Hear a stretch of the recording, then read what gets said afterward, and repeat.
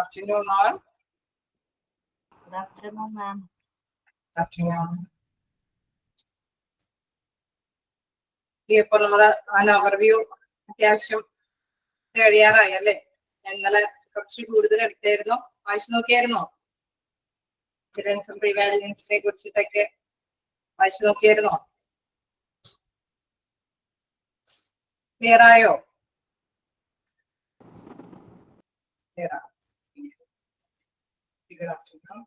നമുക്ക് നെക്സ്റ്റ് ഭാഗത്തേക്ക് എടുത്താലോ? എന്തെങ്കിലും ഡൗട്ടുകൾ ഉണ്ടോ?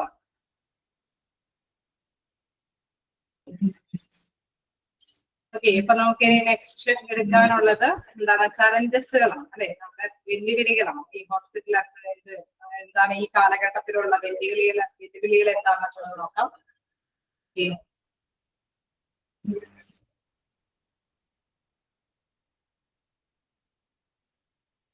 അപ്പൊ നമുക്കറിയാം ഈ കാലഘട്ടത്തിൽ എന്താ, പണ്ട് നമുക്കറിയാം ഹോസ്പിറ്റൽ നമ്മൾ ജസ്റ്റ് അല്ലെ ഹിസ്റ്ററി മുതൽ നമ്മൾ പഠിച്ച് മനസ്സിലാക്കിയതാണ് അല്ലെ. വളരെ കാലഘട്ടം മുമ്പ് എന്താണ് വളരെ ബുദ്ധിമുട്ടൊക്കെ ആയിരുന്നു ഈ ഒരു ഹോസ്പിറ്റൽ നമ്മളുടെ സ്ട്രക്ചർ രൂപം കൊള്ളുവാനൊക്കെ ആയിട്ട്. പക്ഷെ ഇപ്പൊ നമുക്കറിയാം മുട്ടിലും ഹോസ്പിറ്റലുകളാണ് അല്ലെ. എവിടെയും ഹോസ്പിറ്റലുകളില്ലേ, അതും പലതരത്തിലുണ്ട് അല്ലെ. എന്താണ് speciality hospital, super speciality hospital, അത് മാത്രമല്ല ഒരു വിഭാഗത്തിന് വേണ്ടി മാത്രം അല്ലെ, അതിന്റെ ഒരു കാർഡിയോളജി എന്നുള്ള വിഭാഗം മാത്രമായിട്ടൊക്കെ സജ്ജീകൃതമായിട്ടുള്ള കുറെ എക്യുപ്മെന്റ്സ് ഒക്കെ കൈകാര്യം ചെയ്തുകൊണ്ട് തന്നെ വലിയ ഹോസ്പിറ്റലൊക്കെ ഫോം ചെയ്യുന്നു അല്ലെ. വ്യത്യസ്ത രീതിയിൽ ഇത്തരത്തിലുള്ള ഹോസ്പിറ്റലുകൾ ഇംപ്ലിമെന്റ് ചെയ്യുന്നത് കൊണ്ട് തന്നെ നമുക്കറിയാം അതിന് ചില വെല്ലുവിളികളും നേരിടേണ്ടി വരും അല്ലെ. ആ ഒരു സ്ഥാപനം ചിലപ്പോൾ നിലനിന്ന് പോകണമെങ്കിൽ അതിൻ്റെതായ രീതിയിൽ ഈ കാലഘട്ടത്തിനനുസൃതമായിട്ട് തന്നെ അതിന്റെ മൂവ്മെന്റ് കൈകാര്യം ചെയ്ത് പോകേണ്ടത്, അതാണ് പ്രധാനപ്പെട്ട ഒരു വെല്ലുവിളി അല്ലെ. നമുക്ക് എന്താണ് താഴേക്ക് എന്താണ് പറഞ്ഞു പോകണമെന്ന് നോക്കാം. എന്താണ് പറയുന്നത്? Technological progress in the field of medical sciences have overturned our social, economic and political policies and have provided the clinicians with the newly discovered aids for diagnosis and treating illness. നമുക്കറിയാം ഈ കാലഘട്ടത്തിൽ എന്താണ് പണ്ടത്തെ മാതിരിയല്ല, പെട്ടെന്ന് അസുഖങ്ങൾ കണ്ടെത്താൻ വേണ്ടിയിട്ട് അല്ലെ, ഡയഗ്നോസിസ് ചെയ്യാന്ന് വെച്ചാൽ രോഗനിർണയം നടത്താനായിട്ട് ഏത് തരത്തിലുള്ള അസുഖങ്ങളാണെങ്കിലും അത് പെട്ടെന്ന് തന്നെ രോഗനിർണയം നടത്താൻ പറ്റുന്ന തരത്തിലുള്ള ഒരുപാട് മെഷീനുകൾ അല്ലെ, അതിന്റെ യന്ത്ര സാമഗ്രികളെല്ലാം ഈ കാലഘട്ടത്തിൽ അവൈലബിൾ ആണ് അല്ലെ, ലഭ്യമാണ്. അപ്പൊ നമുക്കറിയാം അത് ഏത് രീതിയിൽ നോക്കുമ്പോഴെന്താണ് അവിടെ സോഷ്യൽ ആയിട്ടുള്ള രീതിയിൽ സാമ്പത്തിക വശം എടുത്താലും അല്ലെങ്കിൽ രാഷ്ട്രീയപരമായിട്ടുള്ള രീതിയിൽ എടുത്താലും എവിടെയും അതിനെ നമുക്കറിയാം ഒരു സ്ഥാപനം ഇംപ്ലിമെന്റ് ചെയ്യുമ്പോൾ ചിലപ്പോൾ ചില രാഷ്ട്രീയ സ്വാധീനങ്ങൾ ഉണ്ടാവും അല്ലെ, ചിലത് നടപ്പാക്കാനായിട്ട് തടസ്സങ്ങൾ ഉണ്ടാവും. അതേമാതിരി തന്നെ എന്താണ് അവിടെയുള്ള വ്യക്തികൾ, അതായത് ഫാമിലീസുകളോ അല്ലെങ്കിൽ പീപ്പിൾസിനൊക്കെ ചിലപ്പോൾ ചിലതെല്ലാം ഇംപ്ലിമെന്റ് ചെയ്യാനായിട്ട് തടസ്സം നിന്നെന്ന് വരും. നമുക്കറിയാം ഈ കാലഘട്ടം ആയതുകൊണ്ട് തന്നെ അവിടെ കൂടുതൽ സയൻസിന് ശാസ്ത്രത്തിന് കൂടുതൽ ഡെവലപ്പ് ആയതുകൊണ്ട് തന്നെ പുതിയ ടെക്നിക്കൽ ആയിട്ടുള്ള മെഷീൻസുകളെല്ലാം ഉണ്ട് എന്നുള്ളതാണ്. then ഇവിടെ നെക്സ്റ്റ് നോക്കാം, demand from the clinicians and the community to provide newly discovered technological capabilities in the hospital and health service system. അപ്പൊ നമ്മൾ സാധാരണയായിട്ട് അവിടെയുള്ള ഏവരും അല്ലെ എല്ലാവരും ആഗ്രഹിക്കുന്നത് എന്താണ് സോഷ്യൽ ആയിട്ടാണെങ്കിലും നല്ല ഹോസ്പിറ്റൽ അവിടെ രൂപം കൊള്ളണമെന്നാണ് ആഗ്രഹിക്കുക അല്ലെ. കൂടുതൽ ഫെസിലിറ്റി ഉള്ള, കൂടുതൽ ടെക്നിക്കൽ ആയിട്ടുള്ള അവൈലബിൾ ആയിട്ടുള്ള സൗകര്യങ്ങൾ പ്രദാനം ചെയ്യുന്ന ഹോസ്പിറ്റലുകൾ ആയിരിക്കണം ഉണ്ടായിക്കൊണ്ടുവരേണ്ടത് എന്നുള്ള ഒരു നിലപാടാണ് ഏവർക്കും ഉണ്ടാകുന്നത് അല്ലെ. It has been noted that at least half of the last decade's rise in medical cost is immutable to high technology medicine, especially diagnostic and surgical procedures. നമുക്കറിയാം ഇങ്ങനെ ഇംപ്ലിമെന്റ് ചെയ്യുന്നെങ്കിൽ ഒരു പ്രധാനപ്പെട്ട ഒരു കാര്യമുണ്ട്. കാരണം എന്താ, ഇത്തരത്തിൽ നല്ല ടെക്നോളജി സംഭവങ്ങളൊക്കെ വരണമെന്ന് എല്ലാവരും ആഗ്രഹിക്കുന്നുണ്ടെങ്കിൽ അതോടൊപ്പം തന്നെ അതൊരു കോസ്റ്റ്ലി ആയിട്ടുള്ള ഒരു കാര്യമാണ് അല്ലെ, ഒരുപാട് ചിലവേറിയ ഒരു കാര്യം തന്നെയാണ്. ആണോ? പറയുന്നതൊക്കെ ശരിയാണോ?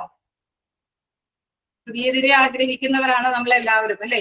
പക്ഷെ പുതുമ ഉണ്ടാകണമെങ്കിൽ അവിടെ മോസ്റ്റ്ലി എന്ത് വേണം? എന്തെങ്കിലും ആവശ്യമായിട്ട് വരുമോ? കോസ്റ്റ് വേണം അല്ലെ. അത് ചെലവായ ഒരു കാര്യം, ചെലവ് വേണ്ടി വരുന്ന ഒരു കാര്യമാണ്. അത് എന്താണ് ഒരു പ്രധാനപ്പെട്ട ഒരു വെല്ലുവിളിയാണ്. പുതിയതാണ് എല്ലാവരും ആഗ്രഹിക്കുന്നത് എന്നുള്ളത് പ്രധാനപ്പെട്ട വെല്ലുവിളിയാണ്. അങ്ങനെ പുതിയത് ഇംപ്ലിമെന്റ് ചെയ്യണമെങ്കിൽ നമുക്കറിയാം എന്താണ് അതിന് കോസ്റ്റ് ആവശ്യമാണ്. അപ്പൊ ഒന്ന് രണ്ട് ഇംപ്ലിമെന്റേഷൻ അല്ലെ വെല്ലുവിളികൾ നമ്മൾ മനസ്സിലാക്കി. ആദ്യം തന്നെ എല്ലാവർക്കും എന്താണ് പുതിയ ടെക്നോളജി വേണമെന്ന് ആഗ്രഹമുള്ളവരായിരിക്കും. അത് മാത്രമല്ല സയന്റിഫിക് ആയിട്ടുള്ള റിസർച്ചും കാര്യങ്ങളൊക്കെ നടത്തിയുള്ള കാര്യങ്ങളായിരിക്കണം നടപ്പാക്കേണ്ടതെന്നുള്ള ആഗ്രഹമുള്ളതായിരിക്കും. നെക്സ്റ്റ് എന്താണ് ഇത്തരത്തിലുള്ള കാര്യങ്ങൾ നടപ്പാക്കണമെങ്കിൽ തീർച്ചയായിട്ടും എന്താണ് അവിടെ കോസ്റ്റ് വളരെയധികം ചെലവേറിയ ഒരു കാര്യമാണ്. Then in spite of a high cost, the commercial firms and cooperative bodies are launching the state of the hospital with the newest medical technology with economic return and are increasing. അപ്പൊ നമുക്കറിയാം ഇങ്ങനെ cost ഇറക്കുക എന്ന് പറയുമ്പോൾ നമുക്കറിയാം തീർച്ചയായിട്ടും ഒരു നല്ലൊരു ഫണ്ട് ഇറക്കണമെങ്കിൽ അവർക്ക് പ്രധാനമായിട്ടും ഒരു എയിം ഉണ്ടാവും. എന്തെങ്കിലും ലക്ഷ്യം ഉണ്ടാവോ? ആരാണെങ്കിലും ഒരു പ്രൈവറ്റ് ബോഡീസ് ആണെങ്കിലും ഗവൺമെന്റ് ബോഡീസ് ആണെങ്കിലും നല്ലൊരു ഫണ്ട് ഇൻവെസ്റ്റ് ചെയ്യുമ്പോൾ അവർക്ക് മറ്റൊരു ലക്ഷ്യം കൂടി ഉണ്ടാവും. ഉണ്ടാവില്ലേ? എന്തായിരിക്കും മറ്റൊരു ലക്ഷ്യം? എന്തായിരിക്കും മറ്റൊരു ലക്ഷ്യം ഉണ്ടാവുക? റിട്ടേൺ ഉണ്ടാവണം അല്ലെ? അതിനൊരു നമ്മൾ ഇറക്കുന്ന ഫണ്ടിനനുസരിച്ചിട്ട് ഒരാൾ എക്കണോമിക് റിട്ടേൺ അല്ലെ, നമുക്ക് ലാഭം ഉണ്ടാവണം. അതിൻ്റെതായ ഒരു ലാഭം ഉണ്ടാകണമെന്ന് ഓർത്തിട്ട് തന്നെയായിരിക്കും എല്ലാവരും ഇത്തരം കോസ്റ്റ് ഫണ്ട് ഇറക്കാനായിട്ട് തയ്യാറാവുന്നത്. അപ്പൊ എന്താണ് പറയുന്നത്? With economic returns and are increasing, അതിൽ നിന്ന് അത്രയും പ്രതീക്ഷിക്കുന്നുണ്ട്. Then this proves the growing level of health care awareness among the people and utilization of such services by the people from private sector too. അപ്പൊ നമുക്കറിയാം private പാർട്ടീസും കൂടി ഇത്തരത്തിലുള്ള അപേക്ഷയുള്ള ഒരു പ്രവർത്തനം ആകുമ്പോൾ തീർച്ചയായിട്ടും എന്താണ് പ്രൈവറ്റ് പാർട്ടീസും കൂടി അതിനെ പാർട്ടിസിപ്പേറ്റ് ചെയ്യാനായിട്ട് സാധ്യതയുണ്ട് അല്ലെ. നമുക്കറിയാം കൂടുതൽ എന്താണ് ഫണ്ട് ഉള്ള ഏതൊരു വ്യക്തിയും എന്താണ് ബിസിനസ് ട്രാക്കിലേക്ക് പോകാനായിട്ട് സാധ്യതയുണ്ട് അല്ലെ. അപ്പൊ ബിസിനസ് ട്രാക്കിലേക്ക് പോകുമ്പോൾ നമുക്കറിയാം ഏത് ബിസിനസ്സിൽ നമ്മൾ പ്രവർത്തിക്കുകയാണെങ്കിലാണ് ലാഭം ഉണ്ടാവുക എന്നുള്ളത് ഓർമ്മപ്പെടുത്തിയായിരിക്കും ഏതൊരു വ്യക്തിയും ബിസിനസ് സംരംഭങ്ങൾ ആരംഭിക്കുന്നത് അല്ലെ. അപ്പൊ പ്രൈവറ്റ് പാർട്ടീസും എന്താണ് അതിനുള്ള ഒരു യൂട്ടിലൈസേഷൻ, ഒരു പ്രോഫിറ്റബിൾ ആയിട്ടുള്ള ഒരു ബിസിനസ് എന്നുള്ള ഒരു യൂട്ടിലൈസേഷനിലേക്ക് വരാനായിട്ടുള്ള സാധ്യതകളുണ്ട്. It shows that there is increasingly more and more supremacy by consumer rather than providers or procedures in medical practices. നമുക്കറിയാം അവിടെ അതിനനുസരിച്ചിട്ടുള്ള പ്രാക്ടീസ് അല്ലെ കൊടുക്കുന്ന ഒരു വ്യക്തിത്വങ്ങള് പ്രധാനമായിട്ട് നല്ല ഒരു ഇംപ്ലിമെന്റ് ചെയ്യാൻ അല്ലെ, നല്ല മെഷീൻ സ്ഥാപിക്കാൻ അതിനനുസരിച്ചുള്ള സേവനങ്ങൾ പ്രദാനം ചെയ്യാനായിട്ട് പര്യാപ്തമായിട്ടുള്ള മെഡിക്കൽ പ്രാക്ടീസസിനൊക്കെ അവൈലബിൾ ആക്കിയിട്ടാണ് കൂടുതൽ അല്ലെ കൺസ്യൂമേഴ്സിനെ അവർ നേടിയെടുക്കുന്നത്. തീർച്ചയായിട്ടും നമുക്കറിയാം അതിനെ പര്യാപ്തമായ ആളുകളെ കണ്ടെത്തേണ്ടതുണ്ട് അല്ലെ. ഒരുപാട് കസ്റ്റമേഴ്സ് അല്ലെങ്കിൽ പേഷ്യൻസ് വരണമെങ്കിൽ നമ്മൾ നേരത്തെ കണ്ടു നല്ല നല്ല മെഷീൻസും അല്ലെങ്കിൽ നല്ല നല്ല സാങ്കേതിക വിദ്യകളൊക്കെ ഇംപ്ലിമെന്റ് ചെയ്യണം. അതിനനുസരിച്ചിട്ടുള്ള പ്രാക്ടീസ് ഒക്കെ ഇവർക്ക് കൊടുക്കേണ്ടതായിട്ടുണ്ട്. നമുക്കറിയാം പല വെല്ലുവിളികൾ നേരിട്ടിട്ടായിരിക്കും ഈ ഓരോ ഹോസ്പിറ്റലും അത് ഫോം ചെയ്യുന്നത്. ലാസ്റ്റ്ലി നോക്കാം, hospital including to provide more and more reputed services in one discipline or other than a holistic institution of a healthcare with a multidisciplinary medical team like IENT, general surgery, etc., resulting it to be profit-oriented business establishment.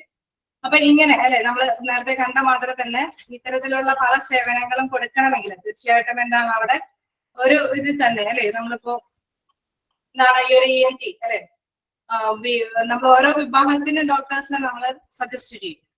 നമ്മൾ ഒരു വിഭാഗത്തിന് വേണ്ടി മാത്രം ചെയ്യുമ്പോൾ എന്താണ് അവിടെ അത്രത്തോളം patients മാത്രമേ ഉണ്ടാവുള്ളൂ അല്ലെ. ഒന്ന് രണ്ട് മൾട്ടി ഡിപ്പാർട്ട്മെന്റും കൂടി കൈകാര്യം ചെയ്ത് വരികയാണെങ്കിൽ പേഷ്യൻസിന്റെ എണ്ണം അവിടെ കൂടും. അങ്ങനെ കൂടുമോ? കുറച്ചും കൂടി ഡിപ്പാർട്ട്മെന്റുകളൊക്കെ ആഡ് ചെയ്തിട്ടാണ് ഒരു ഹോസ്പിറ്റലിൽ തുടങ്ങണമെങ്കിൽ എന്തെങ്കിലും വ്യത്യാസം ഉണ്ടാവും. ഓക്കെ, അതാണ്. അപ്പൊ എന്താണ് ഒരു ഹോസ്പിറ്റലിന് ഹെൽത്ത് കെയറിൽ അല്ലെ ഒരു വിഭാഗത്തിലോ അല്ലെങ്കിൽ ഒരു ഇതിലേക്കോ മാത്രം ചുരുങ്ങാതെ അങ്ങനെയുള്ള ചുരുങ്ങിയ സേവനങ്ങൾ മാത്രം ലക്ഷ്യമിട്ടിട്ടുള്ള ഹോസ്പിറ്റൽ സർവീസുകളും ഉണ്ട്. ഒപ്പം തന്നെ മൾട്ടി ആയിട്ടുള്ള ഡിപ്പാർട്ട്മെന്റിന്റെ സേവനങ്ങൾ പ്രദാനം ചെയ്യുന്ന ഹോസ്പിറ്റലുകളും ഫോം ചെയ്യാനായിട്ട് തുടങ്ങും. നമുക്ക് hospital including to provide more and more reputed services in one discipline or other rather than a holistic institution of a healthcare with a multidisciplinary medical team like IENT, general surgery, etc., resulting it to be profit-oriented business establishment. നമുക്കറിയാം main ആയിട്ട് ഇങ്ങനെ അവര് fund ഇറക്കി അല്ലെ ഏതൊരു ഡിപ്പാർട്ട്മെന്റിൽ തുടങ്ങുമ്പോഴും അവിടെ എന്താണ് മോസ്റ്റ്ലി എന്താണ് ആ ഒരു ബിസിനസ് ഫേം ലക്ഷ്യമിടുന്നത് പ്രോഫിറ്റബിളും കൂടി ലക്ഷ്യമിട്ടിട്ടായിരിക്കും അത് സ്റ്റാർട്ട് ചെയ്തു വരുന്നത്. പ്രധാനപ്പെട്ട വെല്ലുവിളികളുണ്ട്. എന്താണ് പേഷ്യൻസിനെ എങ്ങനെയാണ് ക്യാച്ച് ചെയ്യാൻ പറ്റുക എന്നുള്ളത്. അപ്പൊ അവർക്ക് വേണ്ടിയിട്ട് നല്ല ടെക്നിക്കൽ ആയിട്ടുള്ള കാര്യങ്ങളൊക്കെ ഇംപ്ലിമെന്റ് ചെയ്യേണ്ടി വരും. അതൊക്കെ ഒരു പ്രധാനപ്പെട്ട വെല്ലുവിളിയാണ്. അങ്ങനെ ചെയ്യേണ്ടി വരുമ്പോൾ കോസ്റ്റ് നമുക്കറിയാം, ഒരുപാട് ഫണ്ട് ഇറക്കേണ്ടി വരും. നല്ല പ്രാക്ടീസ് ഒക്കെ അവർക്ക് കൊടുക്കേണ്ടതായിട്ട് വരും. ചിലപ്പോൾ വേണമെങ്കിൽ ചില സൗകര്യങ്ങൾ കൂടി ആഡ് ചെയ്യേണ്ടതായിട്ട് വരും അല്ലെ. ചിലപ്പോൾ നമ്മൾ നേരത്തെ പറഞ്ഞ മാതിരി നമുക്ക് മനസ്സിലാക്കിയെടുത്തോളം അല്ലെ, നമ്മളിപ്പോ പഠിച്ചു കഴിഞ്ഞപ്പോൾ നമുക്ക് തന്നെ മനസ്സിലായി എന്താണ് ചില സർവീസ് കൂടി പ്രൊവൈഡ് ചെയ്യുന്നത് അല്ലെ. ചിലപ്പോൾ ആണെങ്കിൽ ലാബിന്റെ സർവീസോ അല്ലെങ്കിൽ റേഡിയോളജി വിഭാഗത്തിന്റെ സർവീസോ അപ്പൊ സ്കാനിങ്ങും കാര്യങ്ങളൊക്കെ ഡെവലപ്പ് അല്ലെ, അതും കൂടി ഇൻക്ലൂഡഡ് ഒക്കെ ആണെങ്കിൽ പേഷ്യൻസ് വരാനായിട്ട് തയ്യാറാവും. തീർച്ചയായിട്ടും ഏതൊരു ബിസിനസ് സ്ഥാപനം പോലെ തന്നെ ഇതൊരു പ്രോഫിറ്റ് ഓറിയന്റഡ് ആയിട്ടുള്ള ഒരു ഹോസ്പിറ്റൽ സർവീസ് ആയിട്ട് മാറുന്നു. ഓക്കെ, ക്ലിയർ ആയോ?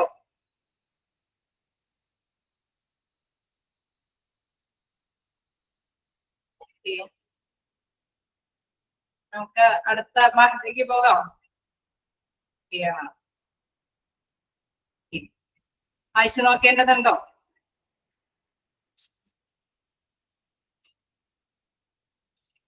കണ്ടിന്യൂ ചെയ്തോട്ടെ.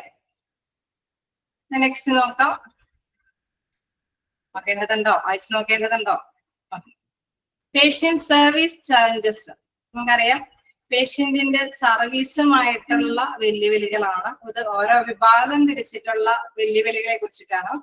ജസ്റ്റ് നമുക്ക് ഹെഡിങ് നോക്കിയാൽ അറിയാം. പേഷ്യന്റിന് കൊടുക്കുന്ന സേവനങ്ങളുമായി ബന്ധപ്പെട്ട വെല്ലുവിളികൾ, ദെൻ ഇന്റേണൽ ഹോസ്പിറ്റലിന്റെ അകത്തുണ്ടാകാൻ സാധ്യതയുള്ള വെല്ലുവിളികൾ, ദെൻ എക്സ്റ്റേണൽ ചാലഞ്ചസ് പുറത്തുണ്ടാകാൻ സാധ്യതയുള്ള വെല്ലുവിളികൾ. അങ്ങനെ സെപ്പറേറ്റ് ആയിട്ടാണ് വെല്ലുവിളികളെ തിരിച്ചിരിക്കുന്നത്. ഫസ്റ്റ് വൺ നോക്കാം, പേഷ്യന്റ് സർവീസ് ചലഞ്ചസ്. എന്താണ് പേഷ്യന്റ് സർവീസ് ചലഞ്ചസിൽ വരിക? നമുക്ക് തീർച്ചയായിട്ടും നമുക്കറിയാം എങ്ങനെയാണ് പേഷ്യൻസിന് ചലഞ്ചസ് ആയിട്ട് വരാൻ സാധ്യതയുണ്ടാവുക. അവർക്ക് ക്വാളിറ്റിയുള്ള സർവീസ് കൊടുക്കേണ്ടതായിട്ട് വരുമോ? നമ്മൾ നേരത്തെ കണ്ടു അല്ലെ, എല്ലാവരും ആഗ്രഹിക്കുന്നത് എങ്ങനെയുള്ള ഇതാണ് ടെക്നിക്കൽ ആയിട്ടുള്ള ഇതായിരിക്കും ഇംപ്ലിമെന്റ് ചെയ്യണമെന്ന് ആഗ്രഹിക്കുക. എന്തെങ്കിലും പ്രത്യേകതകളുണ്ടോ? നമ്മൾ ജസ്റ്റ് കണ്ടായിരുന്നു പുതുമയുള്ള അല്ലെ, പുതുമയുള്ള ടെക്നോളജി ഒക്കെ യൂസ് ചെയ്യണമെന്നാണോ എല്ലാവരും ആഗ്രഹിക്കുക? എല്ലാ പേഷ്യൻസിനും ആഗ്രഹം ഉണ്ടാവോ? ഓക്കെ, അതായത് നമ്മളിപ്പോ ഒരു രോഗം കൊണ്ടുവന്നു കഴിഞ്ഞാൽ പെട്ടെന്ന് തന്നെ രോഗം തിരിച്ചറിയുകയും പെട്ടെന്ന് തന്നെ സുഖമാകണമെന്നും എല്ലാ പേഷ്യൻസും ആഗ്രഹിക്കും ഇല്ലേ? പരമാവധി നമുക്കറിയാം എല്ലാവരും അങ്ങനെ തന്നെയാണ്. പക്ഷെ ചില കോസ്റ്റിന്റെ ഫിനാൻഷ്യലി ബുദ്ധിമുട്ട് കൊണ്ടാണ് ചിലരൊക്കെ ചില ഹോസ്പിറ്റലുകൾ തെരഞ്ഞെടുക്കേണ്ടി വരുന്നത് അല്ലെ. അപ്പൊ നമുക്കറിയാം നല്ല ഗുണമേന്മയുള്ള സേവനം എല്ലാവരും ആഗ്രഹിക്കുന്നുണ്ടാവും. പേഷ്യന്റിന് സാറ്റിസ്ഫാക്ഷൻ കിട്ടാൻ വേണ്ടിയിട്ട് തൃപ്തികരമായിട്ടുള്ള രീതിയിലുള്ള സേവനങ്ങൾ കൊടുക്കാനായിട്ട് ഓരോ ഹോസ്പിറ്റലിനും ചിലപ്പോൾ നമുക്കറിയാം അവർ ആഗ്രഹിക്കുന്ന രീതിയിലുള്ള സേവനങ്ങൾ പ്രദാനം ചെയ്യാനായിട്ടുള്ള കപ്പാസിറ്റി ഹോസ്പിറ്റലിൽ ഉണ്ടായെന്ന് വരില്ല അല്ലെ. അതൊരു പ്രധാനപ്പെട്ട പ്രോബ്ലമാണ്. നമുക്കറിയാം പേഷ്യൻസ് വരണമെങ്കിൽ അവരെ തൃപ്തിപ്പെടുത്തണം അല്ലെ. അപ്പൊ തൃപ്തിപ്പെടുത്താൻ സാധ്യമായിട്ടുള്ള എല്ലാ സൗകര്യവും ചിലപ്പോൾ ഉണ്ടായെന്ന് വരില്ല. അതൊരു പ്രധാനപ്പെട്ട വെല്ലുവിളിയാണ്. ന്യൂ ടെക്നോളജി, അതായത് പുതിയ യന്ത്ര സാമഗ്രികളായിരിക്കാം തീർച്ചയായിട്ടും പേഷ്യൻസ് ആഗ്രഹിക്കുന്നത്. ചിലപ്പോൾ അത് നടപ്പാക്കാനായിട്ട് ചിലപ്പോൾ ഹോസ്പിറ്റലിനെ പറ്റിയെന്ന് വരില്ല. Then service expansions. നമുക്കറിയാം ഇപ്പൊ ഏതിനും അല്ലെ സർവീസ് നമുക്കറിയാം പുതിയ പുതിയ അല്ലെ, നമ്മളിപ്പോ രോഗനിർണയം നടത്തി കഴിഞ്ഞാൽ തന്നെ അപ്പൊ തന്നെ റിസൾട്ട് കിട്ടി, അപ്പൊ തന്നെ വീണ്ടും ഡോക്ടറെ കണ്ട് അപ്പൊ തന്നെ അല്ലെ എല്ലാ കാര്യങ്ങളും അപ്ഗ്രേഡ് ആയിട്ട് ചെയ്യാൻ ആഗ്രഹിക്കുന്നത്. അപ്പൊ എന്താണ് കൂടുതൽ നല്ല സേവനങ്ങളെ വികസിപ്പിച്ചു കൊണ്ടുവരാനായിട്ട് ചിലപ്പോൾ ചില ഹോസ്പിറ്റലിന് പറ്റിയെന്ന് വരില്ല. Then over crowding. നല്ല ഹോസ്പിറ്റൽ ആണെങ്കിൽ കൂടി എല്ലാവരും വരികയാണെങ്കിൽ അവരെ കൺട്രോൾ ചെയ്യുക എന്ന് പറയുന്നതും പ്രധാനപ്പെട്ട പേഷ്യന്റിന്റെ ഭാഗത്ത് നിന്ന് വരുന്ന വെല്ലുവിളികളാണ്. ഓക്കെ, ക്ലിയർ ആണോ? Patient service ചലഞ്ചസുകൾ.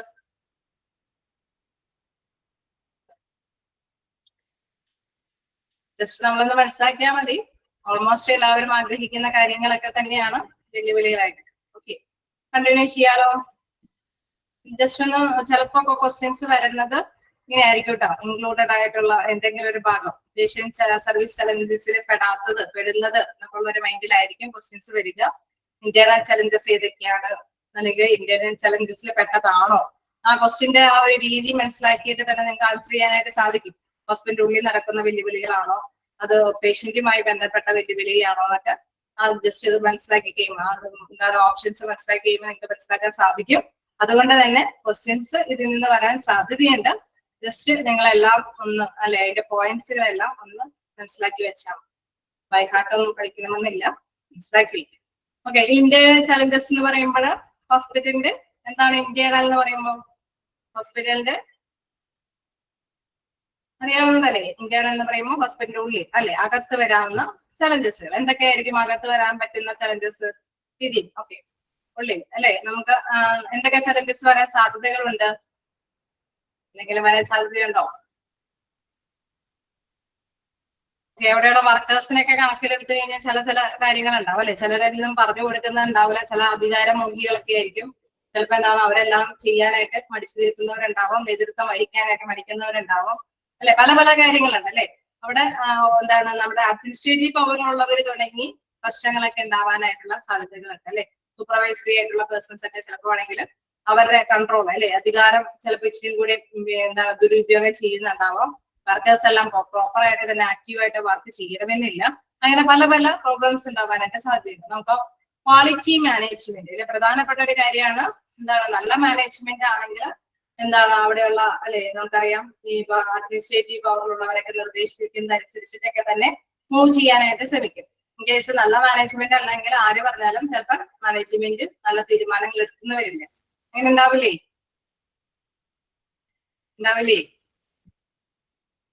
പ്രധാനപ്പെട്ട പോയിന്റ് അല്ലേ?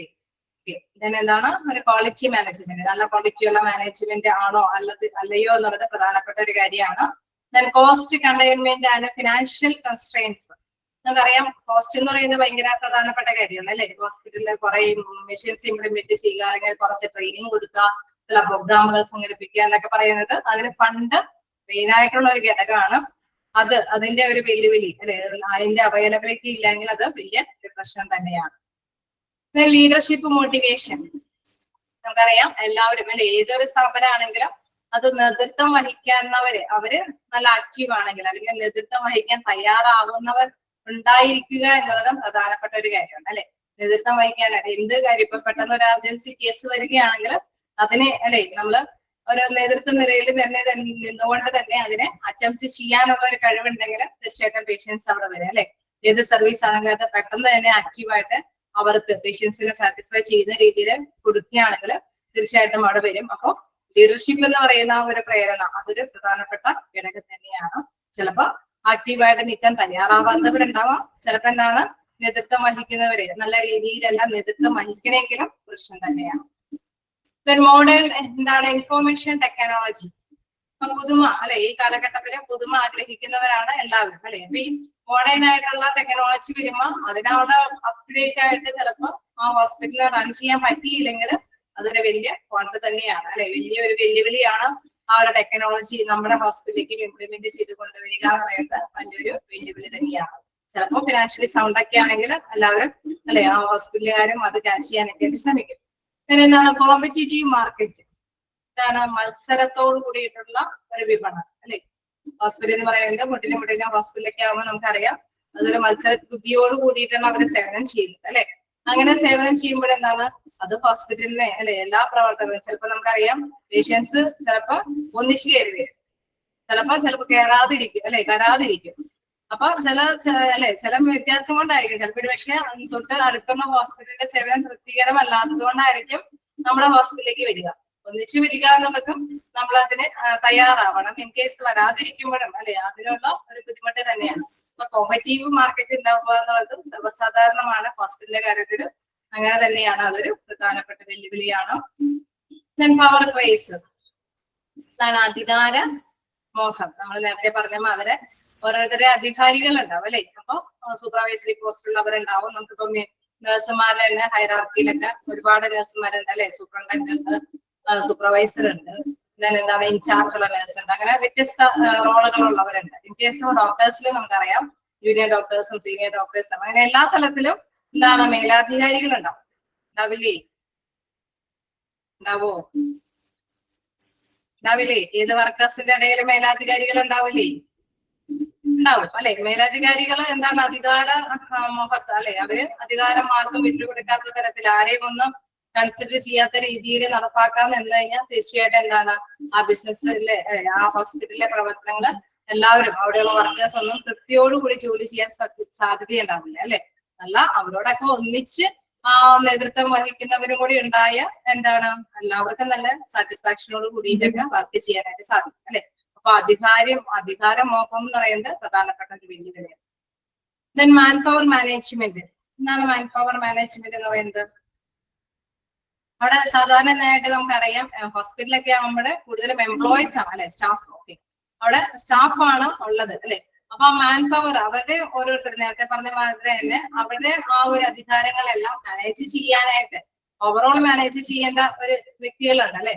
അത് നല്ല രീതിയിൽ മാനേജ് ചെയ്തില്ല എങ്കിൽ നമുക്കറിയാം ഇപ്പൊ നഴ്സിംഗ് ഫീൽഡിൽ തന്നെ ഒരുപാട് എന്താണ് വ്യക്തികളുണ്ട് അധികാരമുള്ളവര്. നമുക്കറിയാം ഇൻചാർജ് ഉള്ളവരുണ്ട്, സൂപ്രണ്ടന്റ് ഉണ്ട്, എന്താണ് ഡയറക്ടർ, നഴ്സിംഗ് ഡയറക്ടർ ഉണ്ട്, എന്താണ് സൂപ്പർവൈസർ ഉണ്ട്. അങ്ങനെ പലതരത്തിലുള്ള അധികാരങ്ങളുള്ളവരുണ്ട്. ഏറ്റവും ടോപ്പിലുള്ളവരാണ് ഡയറക്ടർ അല്ലെ, ഡയറക്ടർ സ്ഥാനം വഹിക്കുന്നത്. അപ്പൊ അവരായിരിക്കും ഓവറോൾ കൺട്രോൾ ചെയ്യുന്നത്. തീർച്ചയായിട്ടും ഈ ഓവറോൾ കൺട്രോൾ ചെയ്യുന്നവര് നല്ല ഒരു മാൻ പവർ ഉള്ള വ്യക്തിയല്ല എങ്കിൽ തീർച്ചയായിട്ടും താഴേക്കുള്ള ലെവലിൽ എല്ലാവർക്കും എന്താണ് അവരുടെയും എല്ലാവരും റോങ് ആയിട്ട് തന്നെ കാര്യങ്ങൾ ചെയ്യാനായിട്ട് സന്നദ്ധരാണ്. അപ്പൊ നല്ല നേതൃത്വ നിലയിലുള്ളവര്, നല്ല മാനേജ്മെന്റ് അല്ലെ, അവരെല്ലാം കോർഡിനേറ്റ് ചെയ്ത് അവർക്കെല്ലാം നല്ല ഡയറക്ഷൻ പകർന്നു കൊടുക്കാൻ പറ്റുന്ന തരത്തിലുള്ള ഒരു മാൻ പവർ മാനേജ്മെന്റ് അവിടെ ഉണ്ടായിരിക്കണം. കേസ് അല്ല എങ്കിൽ എല്ലാം ഡിഫൾട്ട് ആയിട്ട് അല്ലെ, എല്ലാം റോങ് ആയിട്ട് തന്നെയായിരിക്കും നടപ്പാക്കുന്നത്. ടെക്നോളജി മാനേജ്മെന്റ് നേരത്തെ പറഞ്ഞ മാതിരി തന്നെ യന്ത്രങ്ങൾ സ്ഥാപിക്കുക എന്നുള്ളത് അല്ലെ, യന്ത്ര സാമഗ്രികളൊക്കെ അതൊക്കെ കണ്ടെത്തുക അല്ലെങ്കിൽ അതൊക്കെ വികസിപ്പിച്ചെടുക്കുക എന്നുള്ളത് പ്രധാനപ്പെട്ട കാര്യമാണ്. പക്ഷെ അതിനെയും ഈ പറഞ്ഞോണം മാനേജ് ചെയ്യുക അല്ലെ, ഇത് എല്ലാവർക്കും കൊണ്ട് ഇംപ്ലിമെന്റ് വെച്ച് ചെയ്തത് കൊണ്ട് മാത്രം ബിസിനസ് നന്നായിട്ട് സ്മൂത്ത് ആയിട്ട് പോകുമോ? എല്ലാ മെഷീനും കാണുന്ന പുതിയ മെഷീൻസ് ഒക്കെ ഹോസ്പിറ്റലിലൊക്കെ എന്താണ് അതൊക്കെ മെഡിസിൻ സൂക്ഷിച്ച് വെക്കുന്നുണ്ട്. പക്ഷെ അത് നടപ്പാക്കാനായിട്ട് ആവശ്യമായിട്ടുള്ള എംപ്ലോയീസോ അല്ലെങ്കിൽ അവരെ ആ എംപ്ലോയീസിനെ എങ്ങനെയാണ് ആ മെഷീനുമായിട്ട് പൊരുത്തപ്പെടാനായിട്ടുള്ള ഒരു കൺട്രോളിങ് പവറോ ഒന്നുമില്ല എങ്കിൽ അത് ഇംപ്ലിമെന്റ് ചെയ്തത് കൊണ്ട് നേട്ടം ഉണ്ടാകുമോ?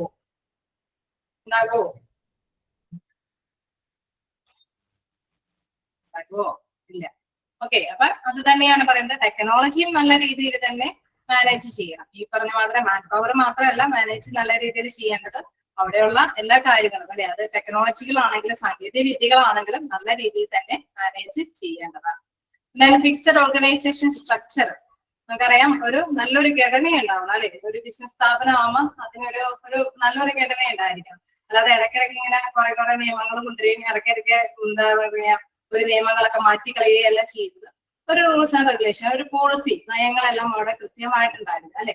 ഒരു സ്ട്രക്ചർ, ഒരു ഇന്ന രീതിയിലാണ് അതിന്റെ ഫ്ലോ അല്ലെ. അവിടെ നഴ്സുമാർക്ക് അതിൻ്റെതായ രീതിയുണ്ട്, ക്ലീനിങ് സ്റ്റാഫിന് അതിൻ്റെതായ രീതിയുണ്ട്, ഡോക്ടേഴ്സിനുണ്ട്, പേഷ്യൻസ് വരുന്നവരെ അവരെ കൈകാര്യം ചെയ്യുന്നതിന് അതിൻ്റെതായ ഒരു രീതിയുണ്ട്. ഒരു നല്ല ഘടനയുണ്ടെങ്കിൽ ഓക്കെയാണ്. ഇൻ കേസ് ആ ഘടനയ്ക്ക് എന്തെങ്കിലും ഫോൾട്ടുകൾ ഉണ്ടായെങ്കിൽ എന്താണ് നമ്മുടെ ഒരു ഇന്ത്യയിലെ പ്രശ്നങ്ങൾ ഉടലെടുക്കാൻ തുടങ്ങും. അത് ആ ബിസിനസിനെ കാര്യമായിട്ട് ബാധിക്കാനായിട്ട് സാധ്യതയുണ്ട്. അപ്പൊ ഇത്തരം വെല്ലുവിളികൾ അതെല്ലാം ഉണ്ടാവുന്നത് എവിടെയാണ്? ഹോസ്പിറ്റലിന്റെ ഉള്ളിൽ തന്നെയുള്ള കാര്യങ്ങളാണ്. അവിടെയാണ് ഇന്റർനെറ്റ് സർവീസിനെ കുറിച്ച് പറയാനുള്ളത്. ജസ്റ്റ് വായിച്ചു നോക്കുക.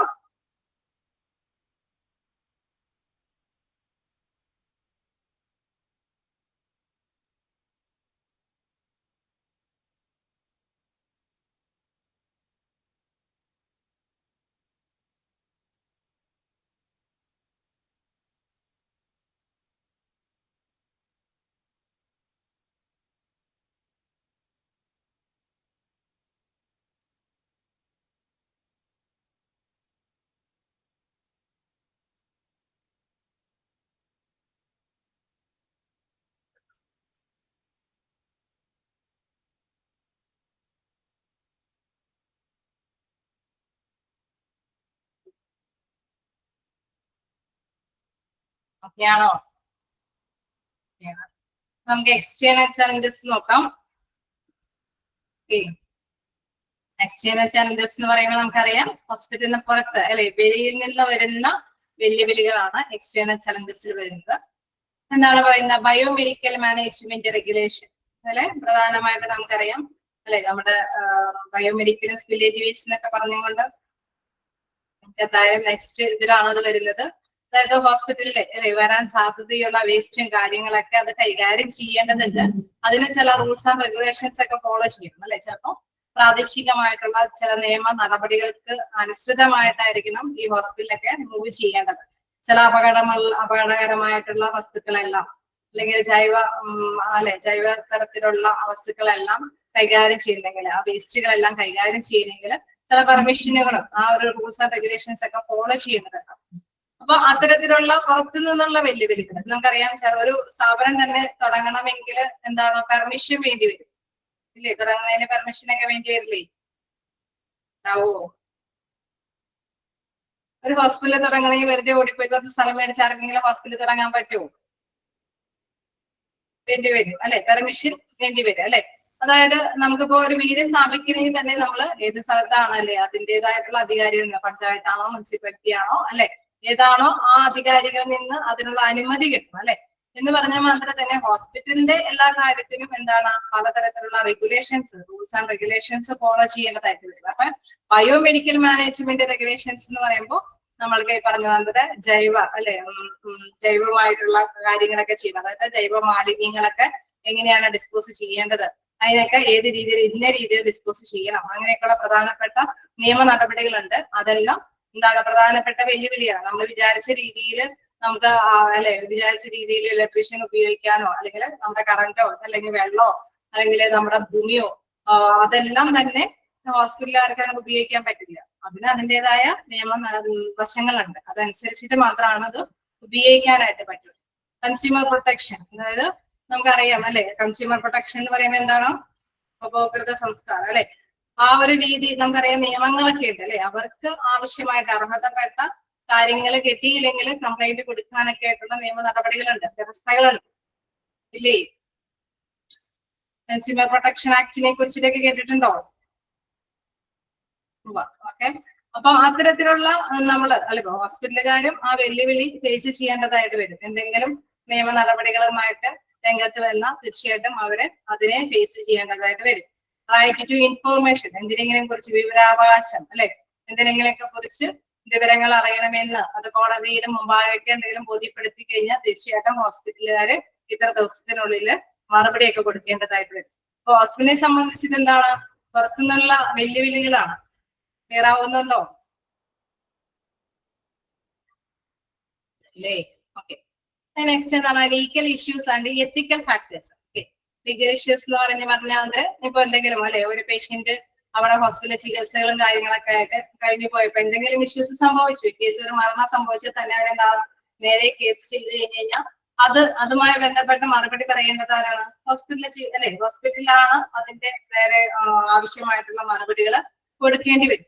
അതേപോലെ തന്നെ എത്തിക്കൽ ഫാക്ടേഴ്സ് എന്ന് വെച്ചാൽ നമുക്കറിയാം മൂല്യങ്ങൾക്ക് പ്രാധാന്യം കൊടുക്കണം അല്ലെ. ഒരു മാനുഷിക പരിഗണന തീർച്ചയായിട്ടും അധിഷ്ഠിതമായിരിക്കണം ഹോസ്പിറ്റലിലെ സർവീസ് ഒക്കെ പ്രദാനം ചെയ്യേണ്ടത്. ചില വ്യക്തികൾ നമുക്കറിയാം ചില അടിപിടി കേസുകളൊക്കെ ആയിട്ട് വന്നു കഴിഞ്ഞാൽ ഒരുപക്ഷെ എന്താണ് നമുക്കറിയാം ഹോസ്പിറ്റലുകാർക്ക് ചിലപ്പോൾ നിയമ നടപടികളെ ഭയന്ന് ചിലപ്പോൾ അവർക്ക് ആവശ്യമായിട്ട് പരിഗണന കൊടുക്കാതിരിക്കാനും സാധ്യതയുണ്ട്.